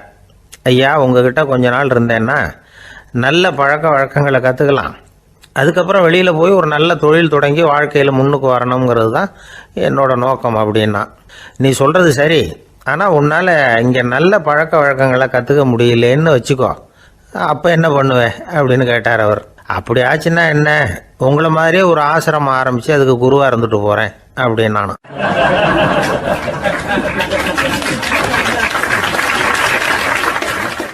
ஒரு ஆள் இருந்தார். அவர் தன்னை ஒரு குருன்னு சொல்லிக்கிட்டார். மௌன குரு, வாயே திறக்கிறதில்ல. அவருக்கு 2 சீடர்கள் உண்டு. இவங்க தான் வர்றவங்க கிட்ட பேசுவாங்க, விளக்கம் கொடுப்பாங்க. ஒரு நாள் இந்த சீடர்கள் 2 பேரும் எங்கேயோ வெளியில் போயிட்டாங்க. அந்த நேரம் பார்த்து ஒருத்தர் அங்கே வந்தார். குருக்கிட்ட போனார். குருவே, புத்தர்னா என்னன்னு கேட்டார். குருவுக்கு ஒன்றும் புரியல. அவர் உண்மையான குருவாக இருந்தாவில் புரியும். அவர் திருன்னு முழிக்க ஆரம்பிச்சிட்டார். இந்த நேரம் பார்த்து இந்த சீடர்கள் எங்கேயோ போயிட்டாங்களே, என்ன பண்ணுறது, உதவிக்கு யாராவது கிடைக்க மாட்டாங்களா அப்படின்னு அப்படியே சுற்றி பார்க்குறார். அங்கங்கே பார்க்குறார். வந்தவர் இதை கவனித்தார். ஏதோ புரிஞ்சுக்கிட்ட ஒரு மாதிரி அடுத்த கேள்வி கேட்டார். தர்மம்னா என்ன சுவாமின்னார். குருவுக்கு ரொம்ப சங்கடமாக போச்சு. நம்ம நிலைமை இப்படி ஆகிட்டுதே, இக்கட்டில் மாட்டிக்கிட்டோமே அப்படின்னு நினச்சபடியே விட்டத்தை பார்த்தார். அப்புறம் குனிஞ்சு தரையை பார்த்தார். அப்படியே உட்காந்துக்கிட்டார். வந்தவர் உடனே அடுத்த கேள்விக்கு போயிட்டார். தியானம்னா என்ன சுவாமின்னார். பாவம் என்ன பண்ணுவார் அந்த குரு, பேசாமல் கண்ணை கெட்டியாக மூடிக்கிட்டார். இது ஏதுடா வம்பா போச்சுன்னு. இவர் இப்படி பண்ணால் கூட வந்தவர் சளைக்கல. இன்னொரு கேள்வியும் கேட்டார். ஆசீர்வாதம்னா என்ன அப்படின்னார். இவர் பார்த்தார். இப்படியே போனால் இவர் கேள்வி கேட்குறத நிறுத்த மாட்டார் அப்படின்னு நினச்சிக்கிட்டு எனக்கு ஒன்றுமே தெரியாதுங்கிற பாவனையில் 2 கையையும் விரித்து காட்டினார். வந்தவர் முகத்தில் மகிழ்ச்சி, மன நிறைவு, ஏதோ எல்லாம் புரிஞ்சுக்கிட்ட ஒரு மாதிரி அங்கேருந்து புறப்பட்டு போனார். வழியில் அந்த குருவோட சீடர்கள் 2 பேரையும் சந்தித்தார். உங்கள் குருவை தான் பார்த்துட்டு வரேன்னார். இவர் என்ன நடந்ததுன்னு கேட்டாங்க. இவர் விவரமாக சொல்கிறார். உங்கள் குரு எவ்வளவு பெரிய ஞானி தெரியுமா? புத்தர்னா என்னன்னு கேட்டேன். அதுக்கு அவர் அப்படியும் இப்படியும் பார்த்தார். அதுக்கு என்ன அர்த்தம் தெரியுமா? மக்கள் புத்தரை அங்கேயும் இங்கேயும் தேடுறாங்க. உண்மையில் அவர் அங்கேயும் இங்கேயும் தேடி கண்டுபிடிக்க முடியாது அப்படிங்கிறத அவர் செய்கை மூலம் உணர்த்தினார். அதுக்கப்புறம் தர்மம்னா என்னன்னு கேட்டேன்.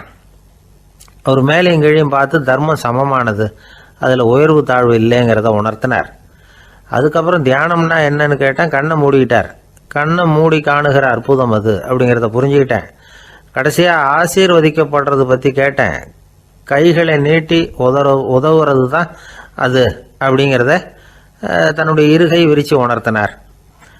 எவ்வளோ பெரிய மகான் அவர் அப்படின்னு சொல்லிவிட்டு அவர் பாட்டுக்கு போயிட்டார். சீடர்கள் அதுக்கப்புறம் மெதுவாக குருக்கிட்ட சேர்ந்தாங்க. அவங்கள பார்த்ததும் குருவுக்கு கோபம் வந்துட்டுது. அடே பாவிகளா, எங்கடா போய் தொலைஞ்சிங்க? நான் ஒரு ஆளுகிட்ட மாட்டிக்கிட்டு என்ன பாடுபட்டிருக்கேன்னு தெரியுமான்னார்.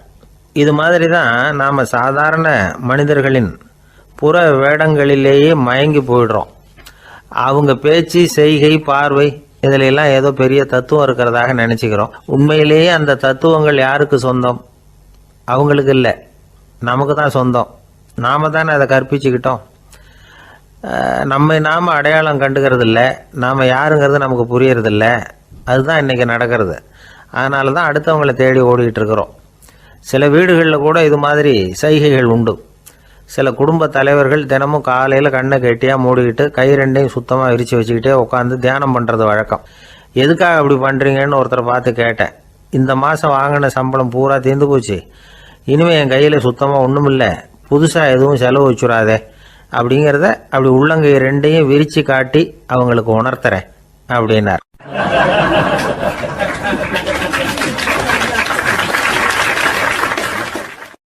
ஒருத்தன் வேகமாக ஓடி வந்தான். ஏப்பா அப்படி தலை தெறிக்க ஓடி வர்றேன்னு கேட்டேன். பின்னாடி துரத்திக்கிட்டு வருது சார் அப்படின்னா. ஏதாவது நாய் துரத்திக்கிட்டு வருது போல இருக்கு அப்படின்னு நினச்சி அவனுக்கு பின்னாடி பார்க்குறேன். கண்ணு கேட்டின தூரம் வரைக்கும் எதுவுமே தெரியல. ஏன்பா எதுவும் ஒன்றை துரத்துறது மாதிரி தெரியலையே என்ன? நல்லா பாருங்கள் சார் அப்படின்னா. பார்த்துட்டு தான் சொல்கிறேன் என்ன. இதோ பாருங்கள் சார், இதுதான் என்னை துரத்துது அப்படின்னு அவன் காட்டுறான்.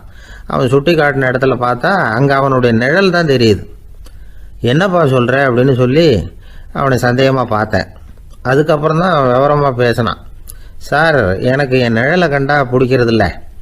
எப்போ பார்த்தாலும் இது என்னையே பின்தொடர்ந்து வந்துக்கிட்டு இருக்குது. இதை என்னால் சகிக்கவே முடியல. இதை என்கிட்டேருந்து பிரிக்கிறதுக்கு எவ்வளவோ முயற்சிகள்லாம் பண்ணி பார்த்துட்டேன், முடியலன்னா. அப்படி என்னென்ன முயற்சிகள் பண்ணினேன் அப்படின்னு கேட்டேன். அவன் என்னென்ன செஞ்சாங்கிறத விவரமாக சொன்னான். அவன் என்ன பண்ணியிருக்கிறான், ஒரு பெரிய குழியை தோண்டி அதில் தன்னுடைய நிழலை புதைச்சிருவோம் அப்படின்னு முடிவு பண்ணிட்டு மண்வெட்டி எடுத்துக்கிட்டு தோட்டத்து பக்கம் போயிருக்கான். ஆழமாக ஒரு குழியை தோண்டியிருக்கான். குனிஞ்சு பார்க்குறான். அந்த குழிக்குள்ளே தன்னுடைய நிழல் தெரியுது. ஆஹா, இதுதான் சமயம், நிழல் இப்போ குழிக்குள்ளே இருக்குது, மண்ணை போட்டு மூடி விடலாம் அப்படின்னு நினச்சிக்கிட்டு கொஞ்சம் மண்ணை அள்ளி போட்டான். பார்த்தா இப்போ அந்த நிழல் அந்த மண்ணுக்கு மேலே நிற்கிது. இது ஏதுடா வம்பா போச்சு அப்படின்னு அவசரமாக மண்ணை வாரி போட்டு மூடி பார்க்குறான். குழி பூராவும் மூடி விட்டு பார்க்குறான். மறுபடியும் நிழல் மேலே வந்து உட்காந்துக்கிட்டு இருக்குது.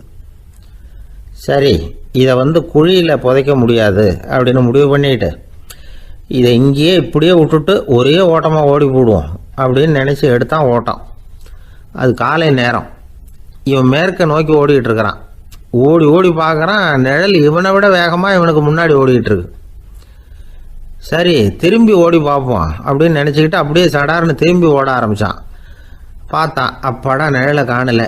கொஞ்சம் தூரம் ஓடி ஒரு இடத்துல நின்று அப்படியே சாவகாசமாக திரும்பி பார்க்குறான். பின்னாடி நின்றுக்கிட்டு இருக்குது நிழல்.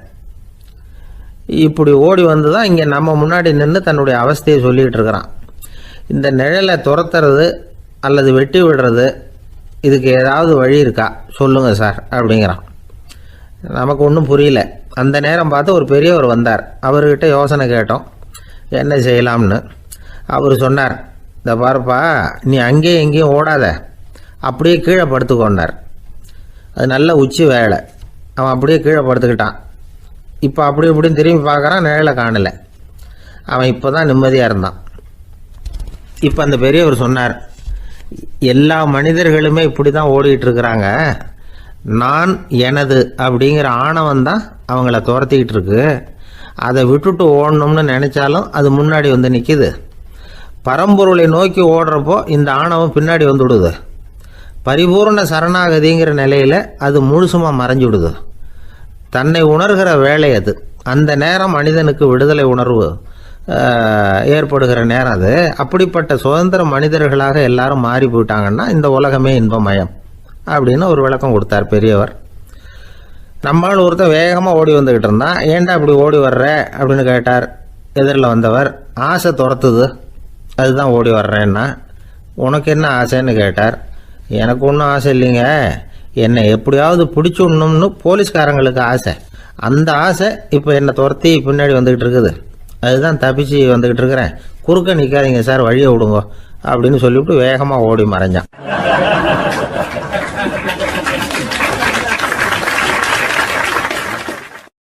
எனக்கு வாழ்க்கையில் ஒரே ஒரு ஆசை தான் சார் அப்படின்னார் ஒருத்தர்.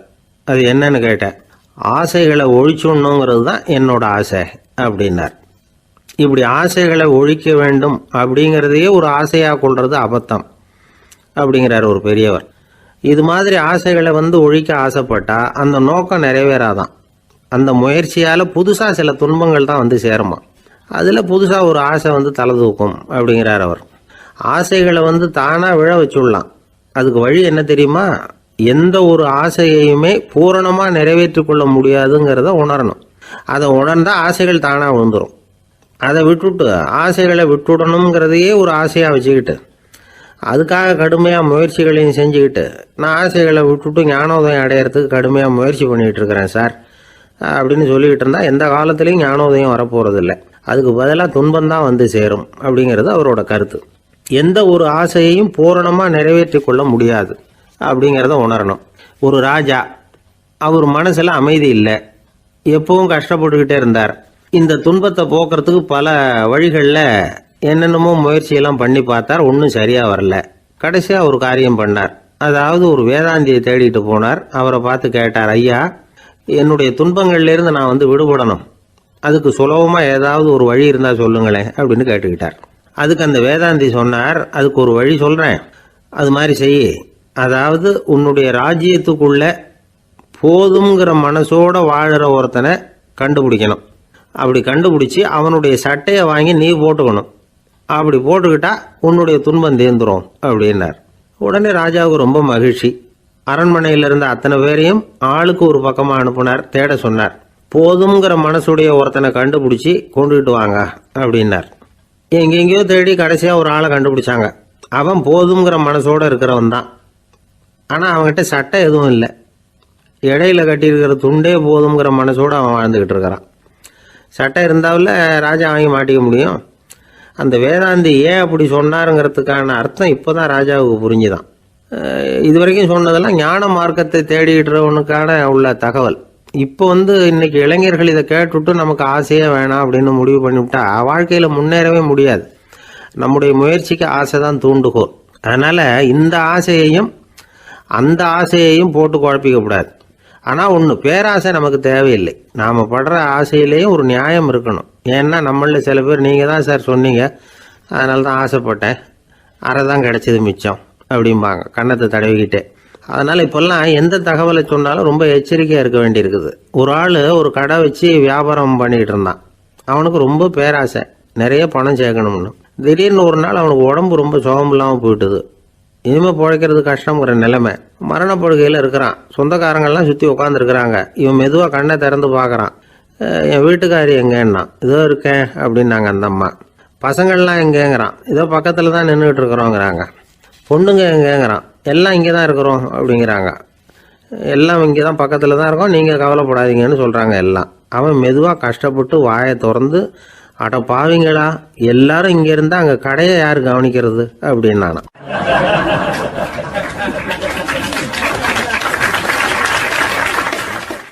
ஜப்பானில் உள்ள ஒரு புத்த விகாரை, அங்கே ஒரு வயசான பௌத்த குரு தங்கியிருக்கிறார். ஒரு நாள் ராத்திரி கடுமையான குளிர், அவரால் தாங்க முடியல. பார்த்தார், மரத்தில் செஞ்ச புத்த சிற்பங்கள் அங்கே நிறைய இருந்தது. அதில் ஒன்றை எடுத்து அதுக்கு தீ மூட்டி அந்த நெருப்பில் குளிர் காஞ்சிக்கிட்டு இருக்கிறார். மர சிற்பம் தீ வச்சதும் படபடன்னு வெடிக்க ஆரம்பிச்சுட்டுது. அந்த சத்தத்தை கேட்டதும் அந்த புத்த விகாரையின் குருக்கள் வெளியில் ஓடி வந்தார். இவர் ஆனந்தமாக குளிர் காஞ்சிக்கிட்டு இருக்கிறார். அவரால் பொறுத்துக்க முடியல. தெருவில் திரிஞ்சுக்கிட்டு இருந்த அந்த பெரியவரை இங்கே தங்க அனுமதித்ததே அவர் தான். இவர் இப்படி பண்ணுறாருன்னு நினச்சிக்கிட்டே அவரை கோபமாக பார்த்தார். ஏன் இப்படி கோபமாக பார்க்குறீங்க, இப்படி வந்து உட்காருங்க அப்படிங்கிறாரு இவர். அவருக்கு இன்னமும் கோபம் வந்துட்டுது. எங்கள் கடவுளை வந்து எரிச்சுட்டீங்களே அப்படின்னு சத்தம் போட்டாராம். அப்படியா அப்படின்னு கேட்டுக்கிட்டே அந்த சாம்பலை கிளறினார் இவர். என்ன செய்கிறீங்கன்னு கேட்டிருக்காரு அவர். நான் எலும்புகளை தேடுறேன்னாராம். நீங்கள் ஒரு பைத்தியம், இது ஒரு மர சிற்பம், இதில் எலும்புகள் கிடையாது அப்படின்னாராம். அவருக்கு கோபம் வந்துட்டுது. உடனே வெளியில் போங்கன்னு கத்தியிருக்கார். வெளியில் தள்ளி கதவையும் சாத்தி விட்டாராம். மறுநாள் காலையில் கதவை திறந்து பார்த்தா அந்த வயசான பெரியவர் ஒரு மைல்கல் மேலே சில காட்டு பூக்களை வச்சு புத்தம் சரணம் கச்சாமின்னு சொல்லிக்கிட்டே இருக்கிறார். இவருக்கு சந்தேகமாக போட்டுது. கிட்ட போனார். என்ன செஞ்சுக்கிட்டு இருக்கீங்கன்னு கேட்டார். இது என்னுடைய காலை நேர பிரார்த்தனைனாராம். நிஜமாவே நீங்கள் ஒரு பைத்தியமாக தான் இருக்கணும், ஏன்னா அது ஒரு மைல்கல் அப்படின்னாராம். இப்போ அந்த பெரியவர் சொன்னாராம், நீங்கள் ஒரு மரத்தை புத்தராக நினைக்கும் பொழுது நான் ஏன் ஒரு மைல்கல்ல புத்தராக நினைக்கக்கூடாது? நான் வந்து புத்தரை எரிக்கலாம், ஏன்னா அவரை நான் நேசிக்கிறேன். அந்த சிற்பம் வந்து மரத்தால் ஆனதுங்கிறது எனக்கு தெரியும். நான் ஒரு மைல்கல்லை தொழலாம், ஏன்னா அது எனது பூக்களை தாங்குது. நான் இந்த மைல்கல்லுக்குள்ளே மறைஞ்சிருக்கிற புத்தரை பார்க்குறேன். யாராவது ஒரு சிற்பி இதை சிலையாக்கினாதான் நீங்கள் புத்தரை பார்க்க முடியும். அன்னைக்கு ரொம்ப குளிராக இருந்தது. நான் எனக்குள்ளே இருக்கிற புத்தரையும் பாதுகாக்கணும். உள்ளே இருக்கிற புத்தரை காப்பாற்றுறதுக்காக வெளியில் உள்ள புத்தரை எரிக்கலாம், அதில் ஒன்றும் தப்பு இல்லை. அது அவருடைய போதனையிலேயே இருக்குது. உனக்குள் ஜோதியாக இரு அப்படிங்கிறது அவருடைய போதனை. என்னுடைய புத்தர் வந்து குளிரில் நடுங்கிட்டு இருந்தார். அந்த மர சிற்பங்கள் வெயில் மழையில் உணர்ச்சி இல்லாமல் இருந்தது, அதனால் அப்படி பண்ணினேன். ஆனால் நீங்கள் என்ன பண்ணீங்க? நான் ஒரு மர புத்தரை எரிச்சதுக்காக உயிருள்ள புத்தரை வெளியில் தள்ளி கதவை சாத்தினீங்க அப்படின்னாராம் அந்த பெரியவர். உண்மையான பக்திங்கிறது இதுதான். அதாவது உனக்குள் ஜோதியாக இரு அப்படின்னு புத்தர் சொன்னார் இல்லையா, அது மாதிரி தனக்குள் ஜோதியாக இருக்கிற இந்த காலத்து ஆசாமிகள் நிறைய பேர் உண்டு. எப்பவும் போதையிலேயே இருக்கிறவங்க. ஒரு நாள் நடு ராத்திரி ஒரு மது கடையில் ஒரு ஆள் அங்குள்ள சிப்பந்திகள் கிட்ட கேட்டுக்கிட்டு இருக்கிறான். மறுபடியும் இந்த கடை எப்போ திறப்பாங்கன்னு கேட்டானா. நாளைக்கு காலையில் 8 மணிக்கு திறப்பாங்க அப்படின்னு நானா அங்கே இருந்த ஆள். அவன் திருப்பி திருப்பி அதையே கேட்டுக்கிட்டு இருக்கான். இவனுக்கு பதில் சொல்லி சொல்லி அழுத்து போச்சு. அதான் சொல்கிறேன் ஐயா, நாளைக்கு காலையில் வா அப்படின்னாங்களாம். அதுக்கு இவன், நான் வர்றதுக்காக கேட்கலையா, நேத்திக்கு வந்தவன் உள்ளேயே மாட்டிக்கிட்டேன், வெளியில் போகிறதுக்காக கேட்டேன் அப்படின்னானான்.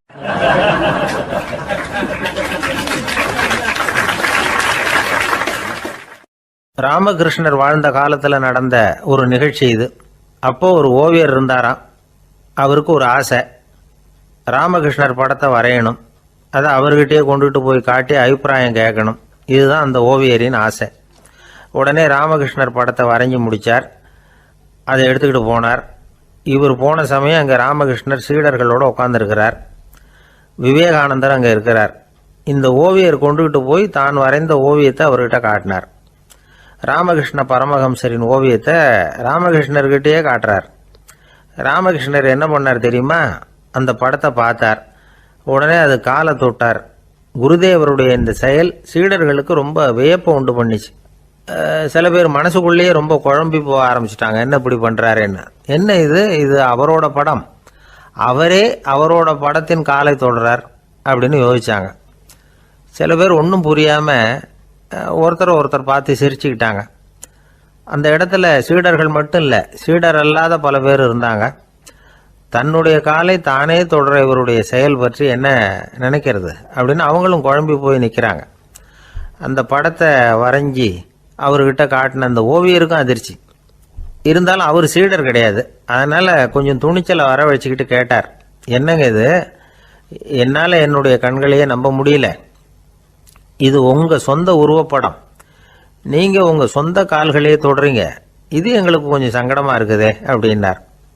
ராமகிருஷ்ணரின் கண்களில் ஆனந்த கண்ணீர் வழிஞ்சுதான். அவர் சொன்னாராம், இது என்னோட படம்ங்கிறது எனக்கு தெரியும், ஆனால் இது என்னோட படம்ங்கிறதுனால நான் இதோட காலை தொடலை. நீ என்னுடைய சமாதி நிலையை இந்த படத்தில் படம் பிடிச்சி காட்டியிருக்கிற, அதனால் அதோட காலை தொடறேன். சமாதி நிலையில் யார் இருந்தாலும், அது என்னுடைய படமாக இருந்தாலும் சரி அல்லது வேற யாருடைய படமாக இருந்தாலும் சரி, படம் யாருதுங்கிறது முக்கியம் இல்லை. இதில் எது முக்கியம்னா அது தன்னை உணர்ந்த ஒரு உணர்நிலையின் படம். அப்படி இருக்கிறப்போ அதோட காலை நான் தொடணும். அதுக்கு நீங்கள் எல்லாரும் ஏன் சங்கடப்படுறீங்கன்னு எனக்கு தெரியல அப்படின்னாராம். இப்போ தான் அங்கே இருந்த சீடர்களுக்கும் மற்றவங்களுக்கும் விவரம் புரிஞ்சுதான்.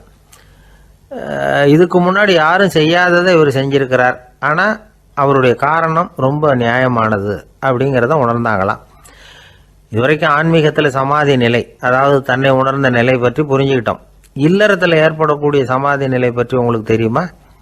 ஒரு அம்மா டாக்டர்கிட்ட வந்து சொன்னாங்களாம், டாக்டர், என் வீட்டுக்காரருக்கு உடம்புல ஏதோ கோளாறுன்னு நினைக்கிறேன், நான் எவ்வளவு நேரம் பேசினாலும் காதில் விழாதது மாதிரி உட்கார்ந்துருக்கிறார் அப்படின்னாங்களாம். அதுக்கு அந்த டாக்டர் சொன்னாராம், அம்மா, அது உடம்பு கோளாறு இல்லை, அது ஒரு பெரிய திறமை அப்படின்னாராம்.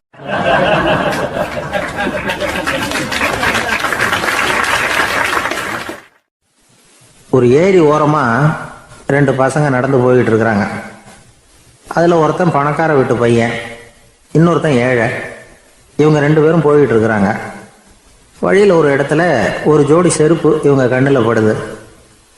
ஒரு விவசாயி அந்த செருப்பை அங்கே விட்டுட்டு பக்கத்தில் இருந்த ஏரியில் கை காலை கழுவிட்டு இருக்கிறார்.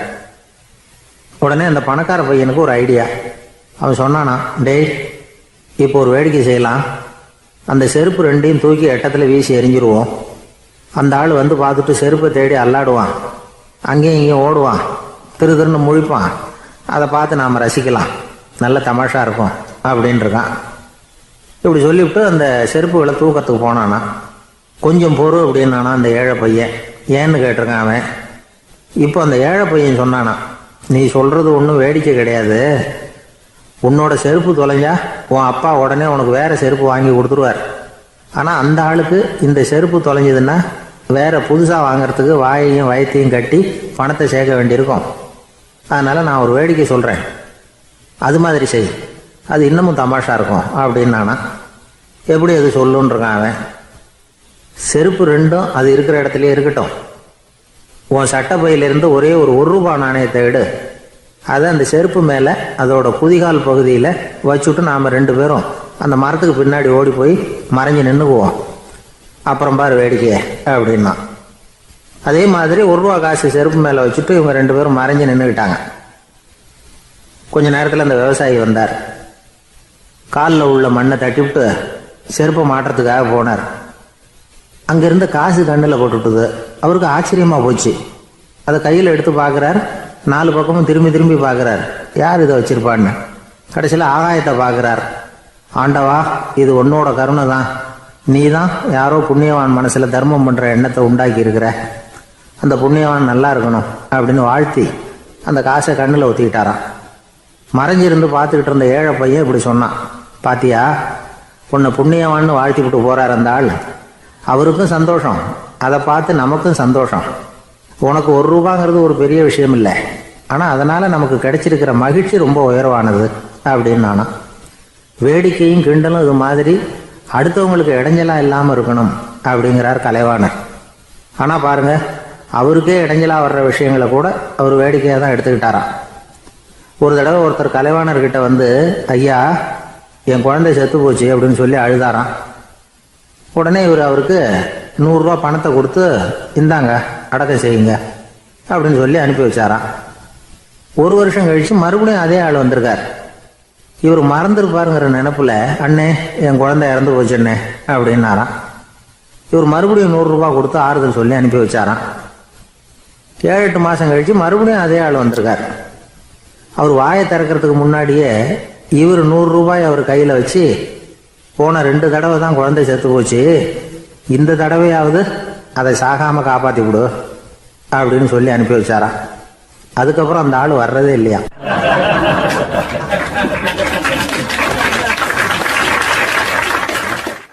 ஒரு ரயில் வேகமா போயிட்டு இருக்கு. அது ஒரு ரயில்வே ஸ்டேஷன்ல கொஞ்ச நேரம் நின்னுது. அப்போ அதுல ஒரு ஆள் ஏறினார். தலையில ஒரு மூட்டையை வச்சிருந்தார். மூட்டையை தலையில சுமந்துக்கிட்டே உள்ள வந்தாரு. மூட்டையை தலையில சுமந்துக்கிட்டே ஒரு இடத்துல உட்கார்ந்தார். ரயில் மறுபடியும் புறப்பட்டது. இவர் தன் தலையில இருந்த மூட்டையை கீழே இறக்கி வைக்கணும்ல, வைக்கல, சுமந்துக்கிட்டே வர்றார். எதிரில் உட்காந்துருந்தவர் கேட்டார், ஏங்க ஏன் இப்படியே உட்காந்துருக்குறீங்க தலையில மூட்டையை வச்சுக்கிட்டு, மூட்டையை கீழே இறக்கி வைக்கலாமே அப்படின்னார். வேணாங்க, பாவம், தலையில இருக்கிற மூட்டையை இறக்கி ரயிலில் வச்சா ரயிலுக்கு பாரம் அதிகமாக இருக்கும் அப்படின்னார் அவரு. இப்படி ஒரு ஆளை பார்த்தா நமக்கு சிரிப்பு தான் வரும். ஏன்னா ரயிலுங்கிறது அந்த மூட்டையையும் சேர்த்து சுமந்துக்கிட்டு தான் போகுது. அவன் அந்த மூட்டையை தலையில வச்சிருந்தாலும் ஒண்ணுதான், தரையில வச்சிருந்தாலும் ஒண்ணுதான். அதனால ரயிலுக்கு எந்த மாற்றமும் ஏற்பட போறதில்ல. அதே மாதிரி தான் நம்ம மனமும். இதுவும் ஒரு தேவையில்லாத சுமை, அனாவசியமா சுமந்துக்கிட்டு இருக்கிறோம். இத கீழே இறக்கி வச்சுட்டா வாழ்க்கை பிரயாணம் சுகமா இருக்கும். ரயில் பிரயாணம் பண்ற அந்த ஆள் மூட்டையை சுமக்கிறான், வாழ்க்கை பிரயாணம் பண்ற நாம மனசை சுமக்கிறோம். இது ரெண்டுக்கும் எந்த வித்தியாசமும் இல்லை. மனசை கீழே இறக்கி வச்சுட்டா பாரம் இல்லாமல் வாழலாம், பறவைகள் மாதிரி பறக்கலாம், குழந்தைகள் மாதிரி கள்ளங்கபடம் இல்லாம வாழலாம். இந்த வெளி உலகத்துல நாம நிலை பெற்று இருக்கணும், வேரூன்றி இருக்கணும். அதே சமயம் நம்முடைய உள்வெளியில ஆன்மீக வாழ்க்கையில பாரம் இல்லாம இருக்கணும். அப்போ பறக்கணும், நதியை போல ஓடணும், மிதக்கணும். பயணம் சுகமா இருக்கும், களைப்பு தெரியாது, கவலை தெரியாது. ஒரு சீடன் போதி தர்மரை நாடி வந்தான். குருவே, நீங்கள் என்ன வெறுமையாக இருக்க சொன்னீங்க, நான் இப்போ மறுபடியும் வெறுமையானவன் ஆகிட்டேன், அதனால இப்போ என்ன செய்ய சொல்றீங்க என்ன அப்படின்னு சொல்லி நின்னான். உடனே அந்த குரு பக்கத்தில் இருந்த ஒரு குச்சியை எடுத்து அவன் தலையில் அடிச்சு, போய் அந்த வெற்றுத்தன்மையையும் வீசி எறிந்து விட்டு வா அப்படின்னார். நான் இப்போ காலியா இருக்கிறேன்னு ஒருத்தன் சொல்றான்னு வச்சுங்க, அது உண்மை இல்லை. ஏன்னா இன்னமும் அதுல நான்கிற எண்ணம் இருக்குது. எந்த சிந்தனையும் இல்லாம இருக்கிறது கடினம்தான். ஆனாலும் மனிதன் அதுல உள்ள நுட்பத்தை புரிஞ்சுக்கிட்டான்னா, இவ்வளவு தூரம் தூக்கி சுமந்துக்கிட்டு வந்த அந்த மனதின் முட்டாள்தனத்தை அவனே பார்த்துட்டு சிரிப்பான். இதுதான் பெரியவங்க சொல்லியிருக்கிற ஆலோசனை. நம்மால் ஒருத்தன் தலையில ஒரு பெரிய மூங்கில் கூடையோட ரயில்ல உட்கார்ந்தான். கூடை தலையில இருந்தது, கீழே இறக்கி வைக்கல. எதிரில் இருந்தவர் கேட்டார், ஏங்க எதுக்காக அதை அனாவசியமா சுமந்துக்கிட்டே இருக்கீங்க, கீழே இறக்கி வைங்களேன்னார். இல்லைங்க, நான் வீட்டை விட்டு புறப்படும் பொழுதே என் பையன் சொல்லிவிட்டான், கூடைய தலையை விட்டு இறக்கக்கூடாதுன்னு அப்படின்னார். அவன் சின்ன பையன், விவரம் இல்லாம சொல்லியிருப்பான். இப்ப என்ன நேரில் வந்தா பார்த்துக்கிட்டு இருக்கிறான், நீங்க இறக்கி வைங்கன்னார் அவர். அவன் நேரில் பார்த்துக்கிட்டு இல்ல, இருந்தாலும் நான் இந்த கூடையை கீழே இறக்கி வச்சா அது அவனுக்கு தெரிஞ்சிடும் அப்படின்னாரு இவர். அது எப்படின்னார் அவர். அவன் தனக்கு டிக்கெட் வாங்க வேணாம்னு சொல்லி இப்ப இந்த கூடைக்குள்ளதான் உட்கார்ந்துருக்கிறான் அப்படின்னார் இவர்.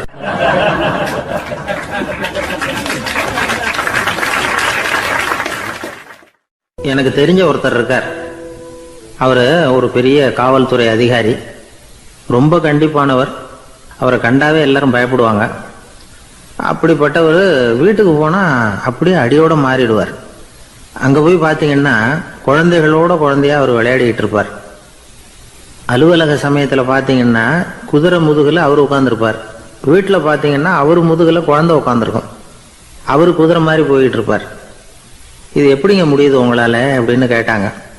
அது ஒண்ணுமில்ல, இங்க வீட்டுக்கு வந்த உடனே என்னோட மனசை தனியா எடுத்து வச்சிருவேன் அப்படின்னார். அது என்னங்க உங்க சட்டப்பையிலையா இருக்குது மனசு, அது தனியா எடுத்து வைக்கிறதுக்கு அப்படின்னு கேட்டாங்க. அப்படி இல்லைங்க, இது ஒரு பயிற்சி, மனப்பயிற்சி, அவ்வளவுதான் அப்படின்னார். இப்படி சமயம் பார்த்து மனசை தனியா வச்சுவிட தெரிஞ்சவங்க வாழ்க்கையில எப்பவும் உற்சாகமா இருப்பாங்க அப்படிங்கிறது பெரியவங்க கருத்து. ஒரு டாக்டர் ஆஸ்பத்திரியில் இருக்கிற வரைக்கும் டாக்டரா இருக்கலாம், அவர் மனைவிகிட்டையும் அவர் டாக்டரா இருக்க வேண்டிய அவசியம் இல்லை. ஒரு வக்கீல் கோர்ட்ல இருக்கிற வரைக்கும் வக்கீலா இருக்கலாம், வீட்டுக்கு வந்ததுக்கு அப்புறமும் வக்கீலா இருக்க வேண்டிய அவசியம் கிடையாது. வீட்டில் குழந்தைகள்கிட்ட விளையாடும் பொழுதும் அதுகள்கிட்ட ஃபீஸு கேட்டுக்கிட்டு இருக்கக்கூடாது. நாம் எப்படி இருக்கணும்னு பெரியவங்க சொல்கிறாங்கன்னா, மனசோட சேரக்கூடாதான், அப்படி சேராமல் வாழ்க்கையை கவனிக்கணுமா. மனசை அப்படியே தனியாக எடுத்து பக்கத்தில் வச்சுடணும். அப்படின்னா அதை அப்படியே தூக்கி எறிஞ்சுடு அப்படின்னு அர்த்தம் இல்லை. ஏன்னா மனசுங்கிறது நமக்கு உபயோகப்படக்கூடிய ஒன்று தான். எப்போ அது தேவையோ அப்பப்போ எடுத்து உபயோகப்படுத்திக்கணும். தேவைப்படுறப்போ எடுத்து கண்ணாடியை மாட்டிக்கிறோம்ல, படிக்கும் பொழுது கண்ணாடி தேவைப்படுது, எடுத்து மாட்டிக்கிறோம் இல்லையா, அது மாதிரி கணக்கு போடுறதுக்கு மனசு தேவை. கடைக்கு போய் ஒரு பொருள் வாங்குகிறோம், காசு கொடுக்குறோம், மீதி சில்லறை சரியா இருக்கா அப்படின்னு எண்ணி பார்த்து வாங்க வேண்டியிருக்கு. அந்த சமயத்தில் மனசை எடுத்து தனியாக வச்சுட்டேன் அப்படின்னு சொல்லிட்டு இருக்கக்கூடாது. பரீட்சைக்கு படிக்க வேண்டியிருக்குது, படித்ததையெல்லாம் அப்படியே நினைவில் வச்சுக்க வேண்டியிருக்கு, அந்த சமயத்தில் மனசை தூக்கி எறிஞ்சுட்டேன் சார் அப்படின்னு சொல்லிட்டு இருக்கக்கூடாது. அப்படி சொன்னால் பரீட்சை நம்மளை தூக்கி எறிஞ்சிடும். அதனால தேவைப்படுறப்போ மனசை உபயோகப்படுத்தணும், தேவையில்லாதப்போ அதை தனியாக ஓய்வு எடுத்துக்க விட்டுடணும். இப்படி நாம் பழக்கப்படுத்திக்கிட்டா வாழ்க்கைங்கிறது நமக்கு புதுசாக தெரியுமா. மனசுக்கும் ஒரு சக்தி கிடைக்கும். எந்திரங்களுக்கு ஓய்வு கொடுக்குற மாதிரி மனசுக்கும் ஓய்வு கொடுக்கணும், இல்லைன்னா அது களைச்சி போயிடும். குழந்தைகள் மனசை சுமந்துக்கிட்டு இருக்கிறது இல்லை. இது முதியவர்கள் குழந்தைகள்கிட்ட இருந்து கற்றுக்க வேண்டிய ஒரு பாடம். ஆனாலும் இந்த கால குழந்தைகள்கிட்ட ரொம்ப எச்சரிக்கையாக இருக்க வேண்டியிருக்கு. ஒரு தாத்தாவும் பேரனும் விளையாடிக்கிட்டு இருக்கிறாங்க. தாத்தா எனக்கு சைக்கிள் ஓட்ட கற்றுக் கொடு அப்படிங்கிறான் பேரன். சைக்கிள் உயரம் கூட இல்லை, அதுக்குள்ளே சைக்கிள் ஓட்டணுமா அப்படின்னார் தாத்தா. ஏன் தாத்தா, ரயில் ஓட்டுறாரு, அவர் என்ன ரயில் நீளமாக இருக்கார் அப்படின்னு கேட்டானா அந்த பையன்.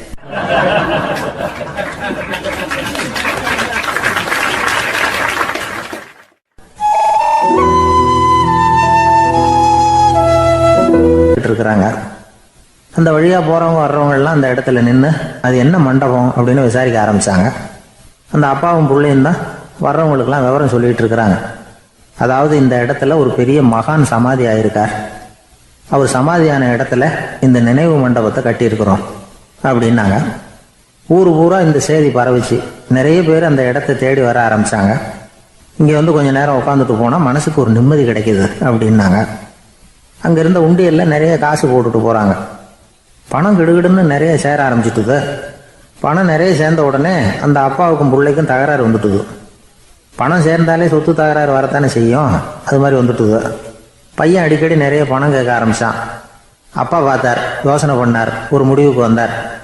ஒரு நாள் பையனை கூப்பிட்டார். இதை பாருப்பா, நமக்குள்ள தகராறு வேணாம், அப்பாவும் பிள்ளையும் இப்படி சண்டை போட்டுக்கிட்டா பார்க்குறவங்க தப்பாக நினைப்பாங்க, அதனால் நமக்குள்ள சமரசமாக இதை தீர்த்துக்குவோம், என்ன சொல்கிற அப்படின்னார் அப்பா. சரின்னு நான் பையன். உடனே அந்த அப்பா என்ன பண்ணார் தெரியுமா, மகன்கிட்ட கொஞ்சம் பணத்தை கொடுத்தார், தன்கிட்ட இருந்த ஒரு கழுதையையும் கொடுத்தார். இதை வச்சு நீ பொழைச்சிக்கோ அப்படின்னு சொல்லி அனுப்பி வச்சுட்டார். மகன் அந்த கழுதையை இழுத்துக்கிட்டு அடுத்த ஊருக்கு போனான். வழியிலேயே அந்த கழுதை செத்து போச்சு. உடனே என்ன பண்ணலாம்னு யோசனை பண்ணான். ஒரு ஐடியா வந்தது. அந்த கழுதையை ஒரு சாலை ஓரமாக புதைச்சான். கையில் இருந்த பணத்தை வச்சு அந்த இடத்துல ஒரு கல் மண்டபம் கட்டினான். அந்த வழியாக 2 பேர் வந்தாங்க. இது என்ன மண்டபம்னு விசாரிச்சாங்க. இந்த இடத்துல ஒரு பெரிய மகான் சமாதி ஆயிருக்கிறார் அப்படின்னா. இந்த செய்தி ஊர் பூரா பரவ ஆரம்பிச்சுட்டுது. நிறைய பேர் வந்து போக ஆரம்பிச்சாங்க. இங்கே வந்தால் மனசுக்கு ஒரு பெரிய நிம்மதி கிடைக்குது அப்படின்னு வேற சொல்ல ஆரம்பிச்சாங்க. வர வர கூட்டம் அதிகமாக வர ஆரம்பிச்சுட்டுது. உண்டியலில் பணம் நிறைய சேர்ந்துட்டுது. நகையெல்லாம் கூட கழட்டி காணிக்கையாக போட ஆரம்பிச்சுட்டாங்க. அப்பாவை விட மகன் பெரிய ஆளாயிட்டான். இதை கேள்விப்பட்டார் அப்பா. பையனை பார்த்துட்டு வரலாம்னு ஒரு நாள் புறப்பட்டு வந்தார். பையன் ஓஹோன்னு இருக்கிறான். பங்களா, காரு எல்லாம் வந்துட்டுது. எப்படிடா இந்த அளவுக்கு ஆனே அப்படின்னு விசாரிச்சார். அப்பா, எல்லாம் உங்கள் ஆசீர்வாதம் தான், நீங்கள் கொடுத்த மூலதனத்தை வச்சு தான் இவ்வளவும் சம்பாதிச்சேன் அப்படின்னு நான் பையன். அது எப்படிடான்னு விசாரிச்சார். அப்பா, நீங்கள் ஒரு கழுதை குட்டியும் கொஞ்சம் பணமும் என்கிட்ட கொடுத்து அனுப்பி வச்சிங்க, அதை எடுத்துக்கிட்டு வந்தேன். வர்ற வழியில் அந்த கழுதை செத்து போச்சு. உடனே யோசனை பண்ணேன், அந்த கழுதையை இந்த இடத்துல புதைச்சேன், கையில் இருந்த பணத்தை வச்சு மண்டபம் கட்டினேன், மகான் ஒருத்தர் சமாதி ஆயிருக்கார் அப்படின்னு வதந்தியை கிளப்பி விட்டேன். ஜனங்கள்லாம் ஏமாந்து போய் காசை கொண்டாந்து போட ஆரம்பிச்சிட்டாங்க. நான் பொழைச்சிக்கிட்டு இருக்கிறேன் அப்படின்னா, இப்போதான்டா நீ என் புள்ள அப்படின்னு சொல்லி சந்தோஷப்பட்டாரான் அந்த அப்பா. ஏன் அப்படி சொல்கிறீங்கன்னு கேட்டிருக்கான் பையன். கழுதை குட்டியை புதைச்சி மண்டபம் கட்டியிருக்கிற நீ, ஏற்கனவே நம்ம ஊரில் நாம் கட்டியிருக்கிறோமே மண்டபம், அது இந்த கழுதையோட அம்மாவை புதைச்ச இடம். மகான் சமாதி ஆயிருக்காருன்னு நானும் சும்மா கப்ஸா தான் விட்டுக்கிட்டு இருக்கேன் அப்படின்னாரான் அப்பா. முட்டாள் ஜனங்களை நினைச்சு அந்த 2 பேரும் சத்தம் போட்டு சிரிச்சாங்களாம்.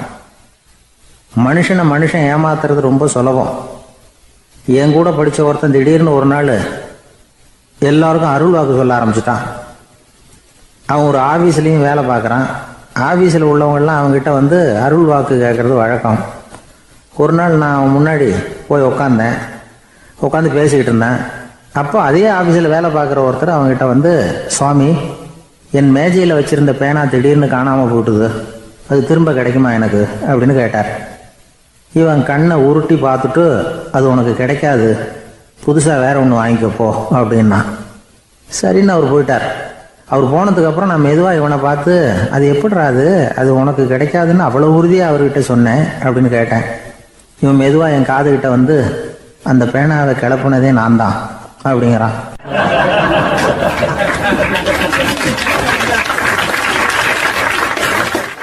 நாட்டில் நல்லவங்க ஒருத்தர் 2 பேர் இருக்கிறதுனால தாங்க மழையே பெய்யுது அப்படின்னு சொல்கிறது உண்டு. நல்லார் ஒருவர் உளரேல் அவர் பொருட்டு எல்லாருக்கும் பெய்யும் மழை. சில சமயம் ரொம்ப பேர் திடீர்னு நல்லவங்களா ஆகிடுவாங்க போல.